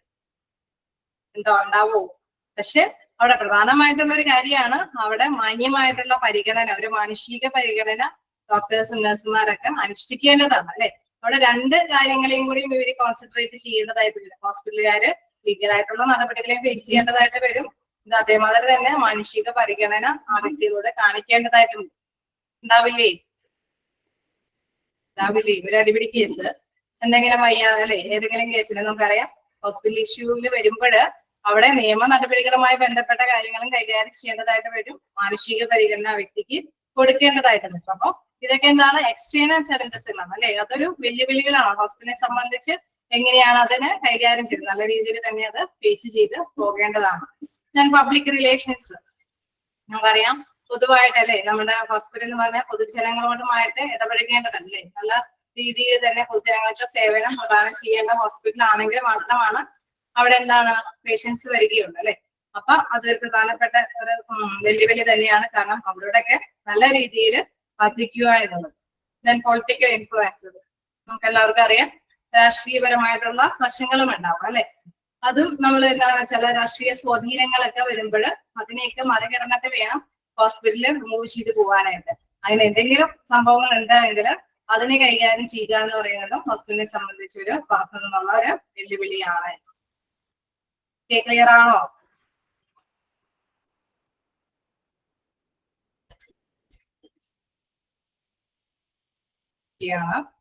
നമുക്ക് ലാസ്റ്റ് ക്വസ്റ്റ്യനിലേക്ക് പോവാം. ഓവർവ്യൂവിന്റെ ലാസ്റ്റ് ഭാഗമാണ്. ബോറടിക്കുന്നുണ്ടോ? ബോറടിക്കുന്നുണ്ടോ? വായിക്കാൻ സമയമൊന്നും വേണ്ടല്ല, നമുക്ക് ഇച്ചിരി ഇരുത്ത് തീർക്കാനുണ്ട്. അതുകൊണ്ടാണ് കേട്ടോ. നോക്കാം, strategies to meet the challenges. എന്താണ് സ്ട്രാറ്റജീസ് ടു മീറ്റ് ചലഞ്ചസ് എന്ന് പറഞ്ഞാൽ വെല്ലുവിളികളെ, ഇത്തരത്തിലുള്ള വെല്ലുവിളികൾ ഉണ്ട് എന്നുള്ളത് നമുക്കറിയാം അല്ലെ, ഹോസ്പിറ്റലിനെ സംബന്ധിച്ചുണ്ട് അല്ലെ. അപ്പൊ അതിനെ എങ്ങനെ അല്ലെ നമുക്കത് മീറ്റ് ചെയ്യാം, ആ വെല്ലുവിളികളെ എങ്ങനെ നമുക്ക് തന്ത്രപരമായിട്ട് നേരിടാം, അതാണ് strategies to meet the challenges. ഈ ചലഞ്ചുകളെ, ഈ വെല്ലുവിളികളെ എങ്ങനെ നമുക്ക് തന്ത്രപരമായിട്ടുള്ള രീതിയിൽ നേരിടാനായിട്ട് സാധിക്കുമെന്നാണ്. നമുക്കറിയാം അല്ലെ, ഏത് സ്ഥാപനമാണെങ്കിലും ഏത് ബിസിനസ് ആണെങ്കിലും അതിന് വ്യത്യസ്ത തരത്തിലുള്ള വെല്ലുവിളികളെ എന്തായാലും ഫേസ് ചെയ്യേണ്ടതായിട്ട് മസ്റ്റായിട്ടും വരും അല്ലെ. അപ്പൊ ഇത് എങ്ങനെ ഉണ്ടാവും എന്നുള്ളത് മുൻകൂട്ടി കണ്ടുകൊണ്ട് തന്നെ അവിടെയുള്ള ഓരോ കാര്യങ്ങളും നല്ല രീതിയിൽ ഒരു സ്ട്രാറ്റജിക് ആയിട്ടുള്ള തിങ്കിങ്ങോട് എന്ന് വെച്ചാൽ തന്ത്രപരമായ രീതിയിലുള്ള തിങ്കിങ്ങോട് കൂടിയിട്ടാണ് അത് കൈകാര്യം ചെയ്യുന്നതെങ്കിൽ ഈ വെല്ലുവിളികളെല്ലാം സ്മൂത്ത് ആയിട്ട് തന്നെ നേരിടാനായിട്ട് സാധിക്കും. അതിനാവശ്യമായിട്ടുള്ള കുറച്ച് പോയിന്റ്സ് നോക്കാം. ടെക്നോളജിക്കൽ അഡ്വാൻസ്മെന്റ്, നമുക്കറിയാം എന്തിനും ഇപ്പോ ഫേസ് ചെയ്യാനായിട്ട് ഒരു പുതിയ ടെക്നോളജി അല്ലെ, നമ്മുടെ പുതിയ കാര്യങ്ങളല്ലേ അല്ലെ, അത് സാങ്കേതിക വിദ്യകൾ ഇൻട്രൊഡ്യൂസ് ചെയ്ത് വരുന്നുണ്ട്. അപ്പൊ ആ ഒരു രീതി അവലംബിക്കാനായിട്ട് തയ്യാറാക്കുക എന്നുള്ളതൊരു പ്രധാനപ്പെട്ട ഒരു സ്ട്രാറ്റജിക് ആയിട്ടുള്ള പോളിസിയാണ്. എന്താണ് പവർ ഷെയറിങ്, അതായത് അധികാരം എല്ലാവർക്കും തന്നെ, നമ്മളിപ്പോ മാനേജ്മെന്റിന്റെ കൈപ്പിടിയിൽ ഒതുങ്ങിയിരിക്കണമെന്നുള്ള ഒരു വാശി പിടിക്കാതെ അവിടെയുള്ള ജീവനക്കാരുടെ ഇടയിലേക്കൊക്കെ കുറച്ച് അധികാരങ്ങളൊക്കെ വിട്ടുകൊടുത്തു കഴിഞ്ഞാൽ ഒരു പക്ഷെ എന്താണ് ചെറിയ പ്രോബ്ലംസ്, എന്തെങ്കിലും ഇന്റേണൽ ഇഷ്യൂസ് ഒക്കെ ആണെങ്കിൽ അതൊക്കെ ഓവർകം ചെയ്യാനൊക്കെ ആയിട്ട് സാധിക്കും. ദെൻ അവാർഡ്സ് ആൻഡ് പണിഷ്മെന്റ്, നമുക്കറിയാം നല്ല കാര്യങ്ങൾ ചെയ്യുകയാണെങ്കിൽ ചില അവാർഡുകളൊക്കെ കൊടുത്താൽ അല്ലെ, ജീവനക്കാരുടെ ഇടയിലൊക്കെ എന്തെങ്കിലും ഒരു മോട്ടിവേഷൻ എന്ന നിലയിൽ അവാർഡുകളൊക്കെ കൊടുക്കാം. ഇൻ കേസ് നന്നായിട്ട് തന്നെ കാര്യങ്ങൾ ചെയ്യാത്തവര്, റോങ് ആയിട്ട് എന്തെങ്കിലുമൊക്കെ ചെയ്യുന്നവരൊക്കെ പണിഷ്മെന്റ് ഒക്കെ വരുന്ന, സാലറി ഒക്കെ കട്ട് ചെയ്തോ അങ്ങനെയൊക്കെ ഏതെങ്കിലും രീതിയിലൊക്കെ ഒരു പണിഷ്മെന്റ് ഒക്കെ കൊടുത്തു കഴിഞ്ഞാൽ ചില വെല്ലുവിളികൾ, ഇന്റേണൽ പ്രോബ്ലംസിനൊക്കെ നമുക്ക് കൈകാര്യം ചെയ്തു പോകാനായിട്ട് സാധിക്കും. ഇൻക്രീസ് എഫിഷ്യൻസി, അതായത് അവിടെയുള്ളവർക്ക് കാര്യക്ഷമമായിട്ട് തന്നെ പ്രവർത്തിക്കാൻ അനുയോജ്യമായിട്ടുള്ള ഒരു അറ്റ്മോസ്ഫിയർ അല്ലെ, നല്ല ഒരു അന്തരീക്ഷങ്ങളൊക്കെ ഉണ്ടാക്കി കൊടുക്കുക. അവർക്ക് എന്തെങ്കിലും ഒരു സാറ്റിസ്ഫാക്ഷനോട് കൂടിയിട്ടുള്ള തൃപ്തിയോടുകൂടി ചെയ്യാൻ വേണ്ടി വല്ല ഇൻസെന്റീവ്സ് ഒക്കെ പ്രദാനം ചെയ്യുകയാണെങ്കിൽ തീർച്ചയായിട്ടും എന്താണ് അവർ കാര്യക്ഷമമായിട്ട് അവിടെയുള്ള വർക്കേഴ്സ് ഒക്കെ പ്രവർത്തിക്കാൻ തുടങ്ങും. Improve patient safety and care, തീർച്ചയായിട്ടും ഓരോ പേഷ്യന്റും എന്താണ് അവിടെ രോഗം ഭേദമാകുന്നതോടൊപ്പം ഓരോ പേഷ്യന്റും ആഗ്രഹിക്കുന്നതാണ് അവരുടെ സുരക്ഷ അല്ലെ.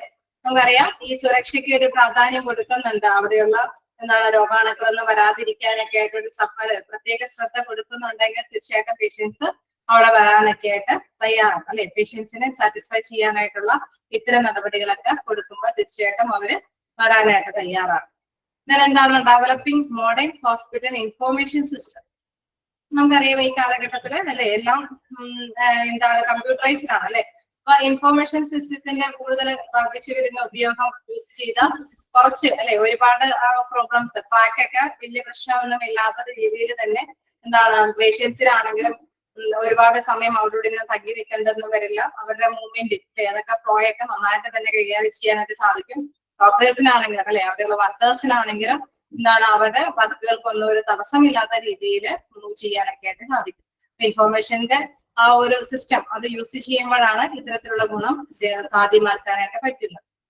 മാർക്കറ്റിംഗ് ഓഫ് ഹോസ്പിറ്റൽ സർവീസസ്, അതായത് മറ്റുള്ളവരുടെ ഇടയിലേക്ക് എത്തിക്കാൻ എന്തെങ്കിലുമൊക്കെ പ്രോഗ്രാംസുകളൊക്കെ സംഘടിപ്പിക്കും അല്ലെ. മാർക്കറ്റിംഗ് ഓഫ് ഹോസ്പിറ്റൽ സർവീസ് എന്ന് പറയുമ്പോൾ നമുക്കറിയാം അല്ലെ, എവിടെയെങ്കിലൊക്കെ ഏതെങ്കിലും ഡോക്ടർ അവിടെയുള്ള ഹോസ്പിറ്റലിൽ വർക്ക് ചെയ്യുന്ന ഒരു ഡോക്ടർക്ക് നല്ല ഡോക്ടറിന്റെ സേവനമൊക്കെ ഫ്രീ ആയിട്ട് എന്തെങ്കിലുമൊക്കെ പ്രോഗ്രാം ഒക്കെ സംഘടിപ്പിച്ച് കഴിയുമ്പോൾ നല്ല സേവനമാണ് അല്ലെ. അവിടെ ചിലപ്പോൾ ഡോക്ടറിന്റെ സേവനത്തോടൊപ്പം തന്നെ എന്തെങ്കിലും മെഷീന്റെ ഒക്കെ സൗകര്യങ്ങളൊക്കെ അവരുടെ മുമ്പിൽ മനസ്സിലാക്കി കൊടുക്കാനൊക്കെ സാധിക്കും.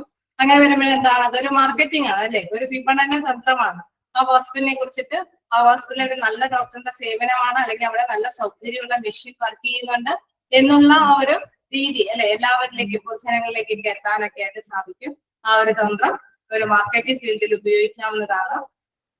നെക്സ്റ്റ് എന്താണ് ലീഡർഷിപ്പ് മോട്ടിവേഷൻ, അതായത് നേതൃത്വ നിരയിൽ എല്ലാവരും ഇറങ്ങിച്ചാൽ അല്ലെ നല്ലൊരു മോട്ടിവേഷൻ കൊടുക്കാം. ആർക്കും അടിച്ചു നിൽക്കാതിരിക്കാൻ, ഇൻ കേസ് എന്തെങ്കിലുമൊക്കെ അബദ്ധങ്ങളൊക്കെ സംഭവിക്കാം അല്ലെ ലീഡർഷിപ്പിലൊക്കെ നിൽക്കുമ്പോൾ അതോടുകൂടി എന്താണ് ആ ലീഡറിനെ ഭയങ്കരമായിട്ട് ഇൻസൾട്ട് ചെയ്യാതെ വലിയ സപ്പോർട്ടീവ് ആയിട്ടുള്ള രീതിയിൽ തന്നെ മാനേജ്മെന്റ് ഒക്കെ ഇടപെടാണെങ്കിൽ തീർച്ചയായിട്ടും എന്താണ് ലീഡർഷിപ്പ് എടുക്കുന്നതിൽ ആരും വിമുക്തത കാണിക്കില്ല അല്ലെ. അപ്പൊ അങ്ങനെയൊക്കെയുള്ള ഒരു പ്രേരണ കൊടുക്കാനായിട്ട് തയ്യാറാകുക. കരിയർ ഡെവലപ്മെന്റ്, അതായത് നമ്മളുടെ അല്ലെ ഓരോ പുതിയ പുതിയ ഇന്നോവേറ്റീവ് ആയിട്ടുള്ള ടെക്നിക്കുകളും കാര്യങ്ങളൊക്കെ പഠിക്കാൻ വേണ്ടിയിട്ട് അതിനനുസൃതമായിട്ടുള്ള എന്തെങ്കിലും ട്രെയിനിങ്ങും പാക്കേജുകളൊക്കെ കൊടുക്കുക. അങ്ങനെ വരുമ്പോൾ തീർച്ചയായിട്ടും എന്താണ് അവര് അതിലൂടെ പുതിയ പുതിയ മെഷീനെ കുറിച്ചിട്ടോ അല്ലെങ്കിൽ പുതിയ ഇൻ കേസ് പുതിയത് വരുമ്പോൾ അല്ലെങ്കിൽ ഈ അപ്ഡേഷൻസ് ഒക്കെ നോക്കിക്കഴിഞ്ഞാൽ പുതിയത് നിങ്ങൾക്ക് വരാനായിട്ട് പഠിച്ചെടുക്കാൻ സാധിക്കും എന്നുള്ള എന്തെങ്കിലും കാര്യങ്ങളൊക്കെ അവരിൽ നിർദ്ദേശിച്ചു കൊടുക്കുകയാണെങ്കിൽ തീർച്ചയായിട്ടും എന്താണ് അവിടെയുള്ള ഓരോ വർക്കേഴ്സും എഫിഷ്യന്റ് ആയിട്ട് അവര് എന്താണ് അവരുടെ സ്കില്ല് ഡെവലപ്പ് ചെയ്യാൻ സാധ്യമാണ് അല്ലെ, അവരുടെ കഴിവ് വർദ്ധിപ്പിച്ചെടുക്കാൻ സാധിക്കും. കാരണം നമുക്കറിയാം ചില പുതിയ എന്താ പറയാ ചിലപ്പോഴൊക്കെ എന്താണ് പുറത്തു നിന്ന് ആരെങ്കിലും കൊണ്ടെന്നൊക്കെ ഇപ്പൊ നേഴ്സിംഗ് ഫീൽഡിലുള്ളവർക്കൊക്കെ ഒരു ക്ലാസ് ഒക്കെ എടുത്തുകൊണ്ട് ഇത് ഇൻ കേസ് പുതിയ പുതിയ മെഷീൻസ് വരികയാണെങ്കിൽ നിങ്ങൾ ഇങ്ങനെയൊക്കെ പ്രവർത്തിപ്പിക്കണം, അതിനെ പ്രവർത്തിപ്പിക്കേണ്ട മോഡലൊക്കെ ഇന്ന വെബ്സൈറ്റിലുണ്ട്, അവിടെ കയറി കഴിഞ്ഞാൽ നിങ്ങൾക്ക് അത് മനസ്സിലാക്കി എടുക്കാമെന്നൊക്കെയുള്ള പുതിയ അറിവൊക്കെ പ്രദാനം ചെയ്താൽ തീർച്ചയായിട്ടും എന്താണ് അവിടെ വർക്കേഴ്സ് അവര് വീണ്ടും അവരുടെ കഴിവുകള് വികസിപ്പിച്ചെടുക്കാനായിട്ട് തയ്യാറാണ്. നെക്സ്റ്റ് എന്താണ് റീഓറിയന്റേഷൻ ട്രെയിനിങ് ഫോർ സ്റ്റാഫ്, അതായത് ജീവനക്കാരുടെ പുനഃക്രമീകരണം അല്ലെ, അവർക്ക് എന്തെങ്കിലും പരിശീലനങ്ങളൊക്കെ കൊടുക്കുക. ഞാൻ നേരത്തെ പറഞ്ഞ മാതിരി ഒരു മെഷീൻ പുതിയത് ഇംപ്ലിമെന്റ് ചെയ്ത് നടപ്പാക്കിയെങ്കിൽ അത് അറിയില്ല എങ്കിൽ ആ മെഷീൻ പ്രവർത്തിപ്പിക്കേണ്ടത് എങ്ങനെയെന്ന് കുറച്ച് ട്രെയിനിങ് കൊടുക്കണം അല്ലെ. അപ്പൊ ട്രെയിനിങ് കൊടുക്കുമ്പോൾ അവർക്ക് എന്താണ് പെട്ടെന്ന് തന്നെ മനസ്സിലാവും. ഇൻ കേസ് അത് നഴ്സുമാരുടെ തന്നെയല്ല മറ്റേത് ഫീൽഡിലും ഹോസ്പിറ്റലിൽ വർക്ക് ചെയ്യുന്ന ഏത് ഫീൽഡിലും ചിലപ്പോഴെങ്കിൽ എന്താണ് നമ്മുടെ റിസപ്ഷനിസ്റ്റിന്റെ ഏരിയയിലായിരിക്കും അല്ലെങ്കിൽ അക്കൗണ്ട് സെക്ഷനിൽ എന്തെങ്കിലും പുതിയ ഒരു പ്രോഗ്രാം അല്ലെങ്കിൽ ഒരു പുതിയ സോഫ്റ്റ്വെയർ ഡെവലപ്പ് ചെയ്ത കാര്യം ചെയ്യുന്നതായിരിക്കും. അപ്പൊ അവർക്ക് അതിൻ്റെതായ ട്രെയിനിങ് കൊടുക്കണം. അപ്പൊ ഈ ആക്ച്വലി അങ്ങനെ ട്രെയിനിങ് കൊടുക്കുമ്പോൾ എന്താണ് അവരുടെ കഴിവ് വർദ്ധിപ്പിക്കും. അവർക്ക് പിന്നെ എന്താണ് സ്ലോ ആയിട്ടുള്ള വർക്കുകളാണെങ്കിൽ അത് സ്പീഡിൽ തന്നെ കൈകാര്യം ചെയ്യാനൊക്കെ ആയിട്ട് സാധിക്കും. പിന്നെ റീസ്ട്രക്ചറിങ്, അതായത് പുനഃക്രമീകരണം.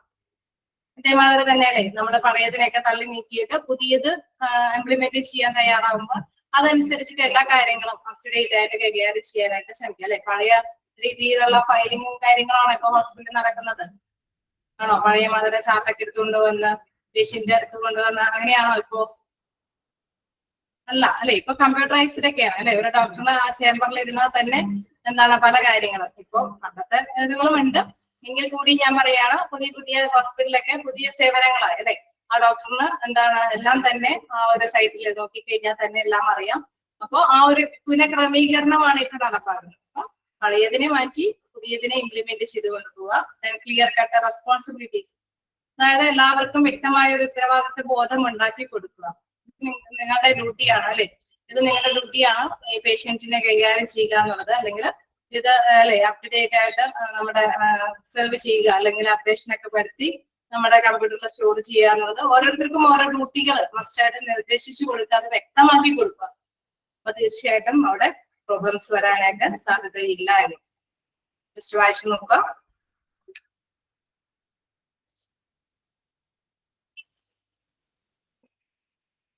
ഇന്നടുത്ത ഭാഗങ്ങൾ എന്തായാലും ഒന്ന് വായിച്ചു നോക്കാം. ഏതെങ്കിലും ഡൗട്ടുകൾ ഉണ്ടെങ്കിൽ ചോദിച്ചു പോവുക.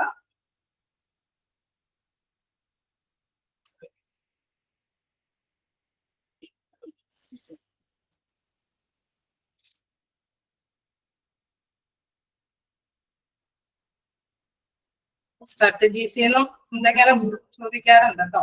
പുതിയ ന്യൂ സ്ട്രാറ്റജീസ് ഇംപ്ലിമെന്റ് അല്ലെ ഹോസ്പിറ്റലിൽ എന്നൊക്കെ പറഞ്ഞ ഏതെങ്കിലും നമുക്കറിയാം ഇതൊക്കെ പുതിയ സ്ട്രാറ്റജി തന്ത്രങ്ങളാണ് അല്ലെ. ജസ്റ്റ് വായിച്ചാൽ മതി, ഒരുപാട് എക്സ്പ്ലനേഷൻ ഒന്നും നിങ്ങൾക്ക് പഠിക്കാനില്ല, ജസ്റ്റ് മനസ്സിലാക്കി പോവുക. എങ്കിലും ഈ ചാപ്റ്ററിന്റെ മോസ്റ്റ്ലി ഇമ്പോർട്ടന്റ് ആയിട്ട് ഒരു 3-4 ക്വസ്റ്റ്യൻസ് ഒക്കെയാണ് അല്ലെ മെയിൻ പേപ്പറിൽ വരാറുള്ളത്. അത് എന്താണ് prevalence, death rate, infant death rate, അതേമാതിരി തന്നെ ഇൻസിഡൻസ്, അതുമായി ബന്ധപ്പെട്ടുള്ള ഭാഗത്തിൽ നിന്നൊക്കെ ക്വസ്റ്റ്യൻസ് കാണാറുണ്ട്. അതാണ് മോസ്റ്റ്ലി പ്രിഫറബിൾ ആയിട്ട് വരുന്നത് പരിഗണന കൊടുത്ത് വരുന്നത്.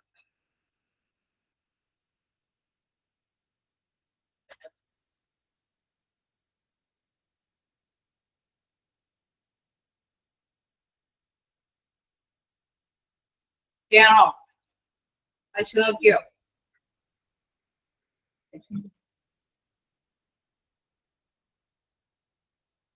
എന്തെങ്കിലും ഡൗട്ടുകളുണ്ടോ? ആൻ ഓവർവ്യൂ നമുക്ക് ക്ലോസ് ചെയ്യാമോ?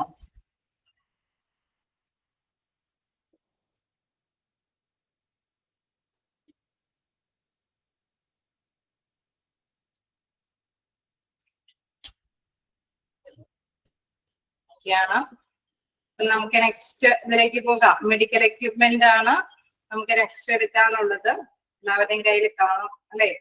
ഞാൻ കഴിഞ്ഞ ക്ലാസ്സിൽ ജസ്റ്റ് പറഞ്ഞിട്ടുണ്ടായിരുന്നു.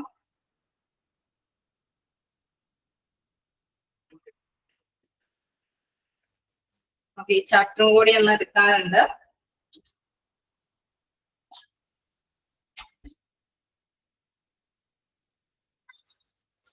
രണ്ട് ക്ലാസ് കൊണ്ട് വായി പിടിച്ചാണ് മിക്ക ക്ലാസ്സിലും നമ്മൾ എടുത്തു പോയേക്കുന്നത്. എന്നാലും എന്തെങ്കിലും ഡൗട്ടുകൾ ഉണ്ടെങ്കിൽ നിങ്ങൾ വായിച്ചു നോക്കുന്ന സമയങ്ങളിൽ ഞാൻ എടുത്ത പോർഷൻസ് എന്തെങ്കിലും ഡൗട്ടുകൾ ഉണ്ടെങ്കിൽ ഈ കുറച്ച് ക്ലാസ്സുകൾ കൂടി ഉണ്ടാവും. അപ്പൊ ഉള്ള ക്ലാസ്സിലൊക്കെ എന്തെങ്കിലും ചോദിക്കാട്ടോ വായിച്ചു നോക്കുമ്പോൾ ഡൗട്ടുകൾ ഉണ്ടെങ്കിൽ. എല്ലാവർക്കും ക്ലിയർ ആയിട്ട് തന്നെയല്ലേ പോയിരിക്കുന്നത്? വായിച്ചു നോക്കാറുണ്ടോ? ഓക്കെയാണ്. ഓക്കെ, അപ്പൊ നമുക്ക് മെഡിക്കൽ എക്യുപ്മെന്റ് എല്ലാവരും കയ്യിലും കാണുമല്ലോ. ഓക്കെയാണ്. മെഡിക്കൽ എക്യുപ്മെന്റ് എടുക്കാം, സ്റ്റാർട്ട് ചെയ്യാം.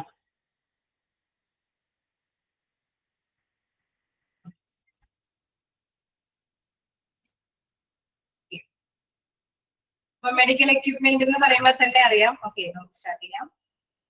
അപ്പൊ മെഡിക്കൽ എക്യുപ്മെന്റ് സാധാരണയായിട്ട് ഹോസ്പിറ്റലിൽ നമുക്ക് ചെല്ലുമ്പോൾ തന്നെ അറിയാം പല എക്യുപ്മെന്റ്സും അവിടെ ഉപയോഗിക്കുന്നുണ്ട് അല്ലെ. അത് ചില എക്യുപ്മെന്റ്സ് ഉപയോഗിക്കുന്നത് എന്തെങ്കിലും രോഗം നിർണയത്തിന് വേണ്ടിയിട്ടായിരിക്കും. ചില എക്യുപ്മെന്റ്സ് എന്താണ് രോഗശമനം വരുത്താൻ ട്രീറ്റ്മെന്റിന്റെ ഭാഗമായിട്ടൊക്കെ ആയിരിക്കും എക്യുപ്മെന്റുകൾ ഉപയോഗിക്കുന്നത്. എക്യുപ്മെന്റ് എന്ന് പറഞ്ഞാൽ ഉപകരണം അല്ലെ. മെഡിക്കൽ എക്യുപ്മെന്റ്സ് എന്ന് പറയുമ്പോൾ ഹോസ്പിറ്റലിൽ ചെല്ലുമ്പോൾ തുടങ്ങി എന്തെങ്കിലും എക്യുപ്മെന്റുകളുടെ ഉപയോഗം കിട്ടാത്തവരായിട്ട് ആരും ഉണ്ടാവില്ല. ഉണ്ടാവോ? ജസ്റ്റ് ആ സ്റ്റെതസ്കോപ്പ് എങ്കിലും ഡോക്ടേഴ്സ് ഒന്ന് വെക്കും, ഉപയോഗിക്കും ഇല്ലേ? ഉണ്ടാവാറില്ലേ? ലക്ഷണങ്ങൾ പറയുന്ന അനുസരിച്ചിട്ട് അല്ലെ ഡോക്ടേഴ്സ് ഏതെങ്കിലുമൊക്കെ നമുക്കറിയാം ബ്ലഡിന്റെ ടെസ്റ്റും കാര്യങ്ങളും മാത്രമല്ല, അല്ലാതെ ഏതെങ്കിലും എക്യുപ്മെന്റിന്റെ ഒരു സർവീസ് ഓരോ പേഷ്യന്റിനും പ്രദാനം ചെയ്യാറുണ്ട്. നമുക്കപ്പൊ അതുമായി ബന്ധപ്പെട്ട എക്യുപ്മെന്റിന്റെ പഠനത്തിൽ ഒരുപാട് മെഷീൻസിനെ കുറിച്ചിട്ടാണ്. ഒരുപാട് ഡീറ്റെയിൽസ് ആയിട്ടൊന്നും നിങ്ങൾ പഠിക്കേണ്ട, എല്ലാം നിങ്ങൾ ബൈഹാർട്ടായിട്ടൊന്നും പഠിക്കേണ്ട. ജസ്റ്റ് ഇത് എന്താണ് ഈ എക്യുപ്മെന്റിന്റെ ഉപയോഗം എന്നുള്ളത്, അതായത് ഇതെന്തിനാണ് അല്ലെ, അത് പിക്ചർ സഹിതം കാണിച്ചേക്കുന്നത് അത് എന്തിനുള്ളതാണെന്ന് ജസ്റ്റ് മനസ്സിലാക്കി വെക്കാൻ മാത്രമാണ്. അപ്പൊ നോക്കാം. ഫസ്റ്റ് നമ്മൾ ഉദ്ദേശിക്കുന്നത് ഇൻട്രൊഡക്ഷനിൽ നോക്കാം. Medical apparatus is used for the definite purpose at diagnosis and treatment of diseases or rehabilitation of following diseases in injury. അതായത് എന്തെങ്കിലും രോഗമോ അല്ലെങ്കിൽ എന്തെങ്കിലും അല്ലെ മുറിവോ കാരണങ്ങളൊക്കെ വരുമ്പോൾ അതുമായി ബന്ധപ്പെട്ട ചതവ് ഒഴിവ് അല്ലെ എന്തെങ്കിലുമൊക്കെ ആയിട്ട് വരുമ്പോ അതുമായി ബന്ധപ്പെട്ട് അവരുടെ ട്രീറ്റ്മെന്റിനോ അല്ലെങ്കിൽ അവരുടെ രോഗനിർണയത്തിനോ വേണ്ടി ഉപയോഗിക്കുന്ന എന്താണ് എക്യുപ്മെന്റ്സുകളെയാണ് നമ്മൾ എന്താണ് മെഡിക്കൽ എക്യുപ്മെന്റ്സ് എന്നതുകൊണ്ട് ഉദ്ദേശിക്കുന്നത്. Medical apparatus is used for definite purpose അല്ലെ, ഒരു ഉദ്ദേശത്തോട് കൂടിയിട്ടാണ് ഈ എക്യുപ്മെന്റ് ഉപയോഗിക്കുന്നത്. എന്തൊക്കെ ഉദ്ദേശമാണ് അവിടെ വരുന്നത്? ഒന്നില്ലെങ്കിലും രോഗനിർണയം നടത്താൻ അല്ലെ, ഡയഗ്നോസിസ് എന്ന് വെച്ചാൽ രോഗനിർണയം നടത്താനായിരിക്കും ഈ എക്യുപ്മെന്റുകൾ ഉപയോഗിക്കുന്നത്. അല്ലെങ്കിൽ എന്തിനു വേണ്ടിയിട്ടായിരിക്കും? ട്രീറ്റ്മെന്റിന്റെ ഭാഗം അല്ലെ, ചികിത്സയുടെ ഭാഗമായിട്ടായിരിക്കും ഈ എക്യുപ്മെന്റുകൾ ഉപയോഗിക്കുന്നത്.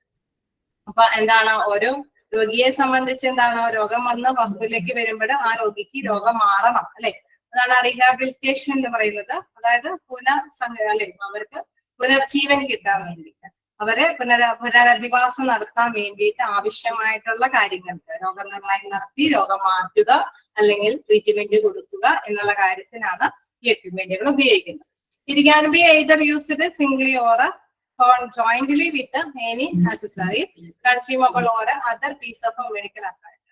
അതായത് നമുക്ക് ചിലപ്പോ ഒരു സിംഗിൾ ആയിട്ടുള്ള ഒരു എക്യുപ്മെന്റ് ഉപയോഗിച്ചിട്ട് അല്ലെ അവരുടെ രോഗാവസ്ഥ എന്താണെന്നുള്ളത്, ഇപ്പൊ ഒരു തെർമോമീറ്റർ ഒക്കെ ആണെങ്കിൽ നമുക്കറിയാം പനി നോക്കാൻ വേണ്ടിയിട്ടാണ് അല്ലെ.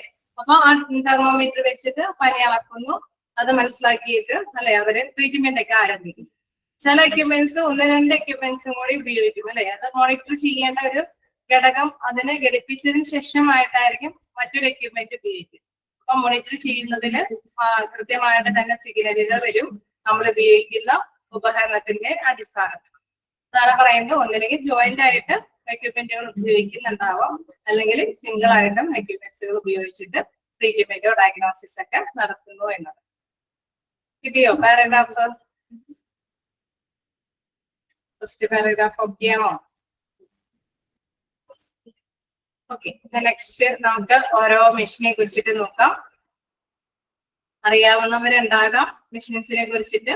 പേരുകളെല്ലാം മസ്റ്റായിട്ട് പഠിക്കാനായിട്ട് ശ്രമിക്കുക. പേരുകൾക്ക് ഇമ്പോർട്ടൻസ് ഉണ്ട് അല്ലെ. അപ്പൊ അതുകൊണ്ട് തന്നെ ഓരോ പേരും നിങ്ങൾക്ക് എന്താ പറയാ പഠിക്കാനായിട്ട് ശ്രമിക്കേണ്ടതാണ്. നിങ്ങൾക്ക് നമ്മൾ എന്താ പറയുക ചിലപ്പോൾ അറിഞ്ഞിട്ടില്ലാത്ത മെഷീൻസ് ആണെങ്കിൽ കൂടി ഇനിയുള്ള ഭാവി ജീവിതത്തിലൊക്കെ ആവശ്യമാണ് അല്ലെ. എല്ലാ മെഷീനെ കുറിച്ച് അറിയുന്നത് എന്തായാലും മോസ്റ്റ് ഇമ്പോർട്ടന്റ് ആയ ഒരു കാര്യമാണ്. അപ്പൊ ഫസ്റ്റ് മെഷീനിലൊക്കെ നോക്കാം. ഡിഫിബ്രിലേറ്റർ. എന്താണ് പേര്? ഡിഫിബ്രിലേറ്റർ. ഇതിനോടൊപ്പം തന്നെ നിങ്ങൾ മനസ്സിലൊന്ന് പറയാൻ നോക്കുകയാണെങ്കിൽ ആ വേർഡ് അല്ലെ അത് മനസ്സിലേക്ക് പതിക്കാനായിട്ട് സാധിക്കും. Defibrillators are equipment that bring back a normal heartbeat by sending an electric pulse shock to the heart. അതായത് നമ്മൾ പറഞ്ഞു ഡിഫിബ്രിലേറ്റർ എന്ന് പറയുന്നത് എന്താണ്? ഒരു ഇലക്ട്രിക് ഷോക്ക് കൊടുത്തുകൊണ്ട് നമ്മുടെ ഹൃദയമിടിപ്പ് അത് എന്തെങ്കിലും മന്ദീഭവിച്ച് പോയിട്ടുണ്ടെങ്കിൽ ആ ഹൃദയമിടിപ്പ് അത് കൊണ്ടുവരാനായിട്ട് അല്ലെ ഇത് പുനർജീവിപ്പിക്കാൻ വേണ്ടിയിട്ട് ഉപയോഗിക്കുന്ന ഒരു മെഷീന്റെ പേരാണ് ഡിഫിബ്രിലേറ്റർ എന്ന് പറയുന്നത്. കഴിഞ്ഞ ക്ലാസ്സിൽ അറിയില്ല CPR കൊടുക്കുന്നതിന് പകരം ഉപയോഗിക്കുന്ന ഒരു മെഷീനാണ് ഡിഫിബ്രിലേറ്റർ എന്ന് പറയുന്നത്. പറഞ്ഞിരുന്നോ എന്തെങ്കിലും എപ്പോഴെങ്കിലും? CPR പകരം കൊടുക്കുന്ന ഒരു മെഷീനാണെന്നുള്ളത് ക്ലാസ്സിലാണോ? ഓർക്കുന്നില്ല. അപ്പൊ ഞാൻ പറഞ്ഞിട്ടുണ്ടാവില്ല, ഇവിടെ ആയിരിക്കില്ല പറഞ്ഞിരിക്കുന്നത്. അതായത് നമുക്ക് അറിയാം. ഓക്കെ, നമ്മളിപ്പോ എന്താണ് നമ്മുടെ ശ്വാസം അല്ലെ നമ്മുടെ ഹൃദയമെടുപ്പ് താഴ്ന്നിട്ട് ഡൗൺ ആയി പോകുമ്പോ പണ്ട് കാലത്തൊക്കെ നമുക്കൊക്കെ അല്ലെ പഴയ കാലഘട്ടങ്ങളിലൊക്കെ ഏതെങ്കിലും രീതിയിലൊക്കെ CPR കൊടുക്കുന്നതൊക്കെ താപഴക്കോടൊക്കെ കാണിച്ചു തന്നിട്ടുണ്ടോ അല്ലെ. നമ്മുടെ എന്താ പറയാ റിയൽ ആയിട്ട് ആരെങ്കിലൊക്കെ കൊണ്ട് കാണിച്ചു തരാറുണ്ടോ? ഞാൻ എന്റെ കാലഘട്ടത്തിലൊക്കെ ഞാൻ ഓർക്കുന്നുണ്ട് CPR കൊടുക്കാൻ വേണ്ടിയിട്ട് എങ്ങനെയാണ് അത് ചെയ്യേണ്ടത് എന്നുള്ളത്. ഒരു വ്യക്തിയെ നിവർത്തി കിടത്തിയിട്ട് നമ്മൾ വായുവിലൂടെ അല്ലെ നമ്മുടെ എയർ കിടത്തി കൊടുത്ത് എന്താണ് അവരുടെ ഹൃദയമെടുപ്പ് മന്ദീഭവിച്ച് പോയിട്ടുണ്ടെങ്കിൽ തിരിച്ചു കൊണ്ടുവരാനായിട്ട് കൊടുക്കുന്ന ഒരു ഫസ്റ്റ് എയ്ഡ്. അപ്പൊ ഈ കാലഘട്ടത്തിൽ നമുക്കറിയാം ഇത് നോർമലി ഡിഫിബ്രിലേറ്റർ എന്ന് പറഞ്ഞ ഒരു ഇലക്ട്രിക്കിന്റെ സഹായത്തോടു കൂടിയിട്ടാണ് ഇപ്പോ നമുക്കറിയാം അവൈലബിൾ അല്ല എങ്കിലും CPR ഓട്ടോമാറ്റിക്കലി മാനുവലി തന്നെ കൊടുക്കേണ്ടതായിട്ട് വരും. പക്ഷെ പൊതുവെ എന്താണ് ഹോസ്പിറ്റലിലൊക്കെ എന്താണ് ഡിഫിബ്രിലേറ്ററിന്റെ ആ മെഷീന്റെ അവിടെ സാന്നിധ്യം ഉണ്ടാവും. തീർച്ചയായിട്ടും ആ ഒരു മെഷീൻ ഉപയോഗിച്ചിട്ടായിരിക്കും ഇവര് CPRന്റെ ആ ഒരു ഫസ്റ്റ് എയ്ഡ് കൊടുക്കുന്നത്. നമ്മള് ഓപ്പറേഷൻ തിയേറ്ററിലൊക്കെ ആണെങ്കിൽ ജസ്റ്റ് എന്താ ഡിഫിബ്രിലേറ്റർ മെഷീൻ മസ്റ്റ് ആയിട്ടും അവിടെ കീപ്പ് ചെയ്യണം എന്നുള്ളതൊക്കെ പഠിച്ചിട്ടുണ്ട് ഇല്ലേ? പഠിച്ചില്ലേ ഓപ്പറേഷൻ തിയേറ്ററിലൊക്കെ? അപ്പൊ ഡിഫിബ്രിലേറ്റർ എന്ന് പറയുന്നത് എന്താണ്? നമ്മുടെ അല്ലെ നമ്മുടെ ഹാർട്ട് ബീറ്റ് ഡൗൺ ആയി പോകുന്ന സമയത്താണ് ഇതൊരു ഇലക്ട്രിക് പൾസിന്റെ ഷോക്കിന്റെ സഹായത്തോടു കൂടിയിട്ട് അവിടെ ഒരു മെഷീന്റെ പിക്ചർ കാണിച്ചിട്ടുണ്ട്. അവിടെ ഒരു തെരുകുട്ടീനെ പോലത്തെ ഒരു പിടിയായിട്ടുള്ള രീതിയിലാണത്. അപ്പൊ അയൺ ബോക്സ് ഇതുള്ള മാതിരി തന്നെ ആ രണ്ട് ഇതുകളും എടുത്ത് നമ്മുടെ എന്താ നെഞ്ചോട് ചേർത്ത് വെച്ച് ഒരു ഇലക്ട്രിക് ഷോക്ക് കൊടുക്കുമ്പോൾ ഓട്ടോമാറ്റിക്കലി എന്താണ് ചെറുക്ക് ചെയ്യും നമ്മുടെ നാഡികള് എന്താണ് ഞരമ്പുകള് ചെറുക്ക് ചെയ്യാൻ തുടങ്ങും. ഓട്ടോമാറ്റിക്കലി നമ്മുടെ ഹൃദയം ഇടിച്ച് തുടങ്ങാനായിട്ട് തുടങ്ങും. പിന്നെ എന്താണ് നമുക്കറിയാം ഹോസ്പിറ്റലില് അല്ലെ ഫസ്റ്റ് എയ്ഡ് കാര്യങ്ങൾ കിട്ടിക്കഴിഞ്ഞാൽ പിന്നെ എന്താണ് മെഡിസിന്റെ സഹായത്തോടു കൂടി ആ വ്യക്തി മൂവ് ചെയ്ത് പോകാനായിട്ട് തുടങ്ങും. അപ്പൊ അതാണ് ഡിഫിബ്രിലേറ്റർ എന്ന മെഷീന്റെ പ്രത്യേകത. Defibrillators are equipment that bring back a normal heartbeat by sending an electric pulse shock to the heart. ഹാർട്ടിലേക്ക് ഒരു ഇലക്ട്രിക് പൾസ് കടത്തി വിട്ടിട്ട് ഹാർട്ട് ബീറ്റ് തിരിച്ചെടുക്കുന്ന ഒരു പ്രധാനപ്പെട്ട ഒരു എക്യുപ്മെന്റിന്റെ ഉപയോഗമാണ് ഡിഫിബ്രിലേറ്ററിൽ നടക്കുന്നത്.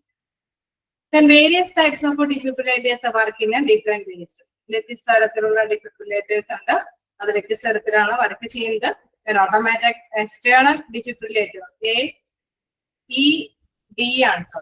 F അല്ല, automatic external defibrillators which are commonly seen in many public spaces are used to save the lives of people who experience cardiac arrest. അതായത് ഇപ്പോ റെയിൽവേ സ്റ്റേഷനിലോ അങ്ങനെ പ്രധാനപ്പെട്ട ഏരിയകളിലൊക്കെ ഇങ്ങനെ ഒരു മെഷീന്റെ സാന്നിധ്യം അവിടെ ഉണ്ടാവും. പെട്ടെന്ന് ഏതെങ്കിലും പൊതുവായിട്ടുള്ള പ്ലേസ് ആയതുകൊണ്ട് തന്നെ ആർക്കെങ്കിലും ജനങ്ങൾക്ക് ഇത് അഭിമുഖീകരിക്കേണ്ടി വരുമ്പോൾ ഈ മെഷീന്റെ സഹായം തേടാനായിട്ടാണ് അത് ഈ പൊതുസ്ഥലങ്ങളിലെല്ലാം സൂക്ഷിച്ചു വെക്കുന്നത്. ഓക്കെ, അതിന്റെ പേരാണ് ഓട്ടോമാറ്റിക് എക്സ്റ്റേണൽ ഡിഫിബ്രിലേറ്റർ. അത് ഓട്ടോമാറ്റിക് ആയിട്ട് തന്നെ എന്താണ് ആ ഡിഫിബ്രിലേറ്ററിന്റെ ആ ഒരു സേവനം അതുകൊണ്ട് നേടിയെടുക്കാനായിട്ട് സാധിക്കും. ആ മെഷീൻ ഉപയോഗിച്ചിട്ട് തന്നെ എന്താണ് നമ്മുടെ ഹേർട്ട് ബീറ്റ് അല്ലെ മൂവ് ചെയ്യാനായിട്ട് സാധിക്കും എന്നുള്ളതാണ്. ക്ലിയർ ആയോ ഡിഫിബ്രിലേറ്റർ എന്താന്നുള്ളത്?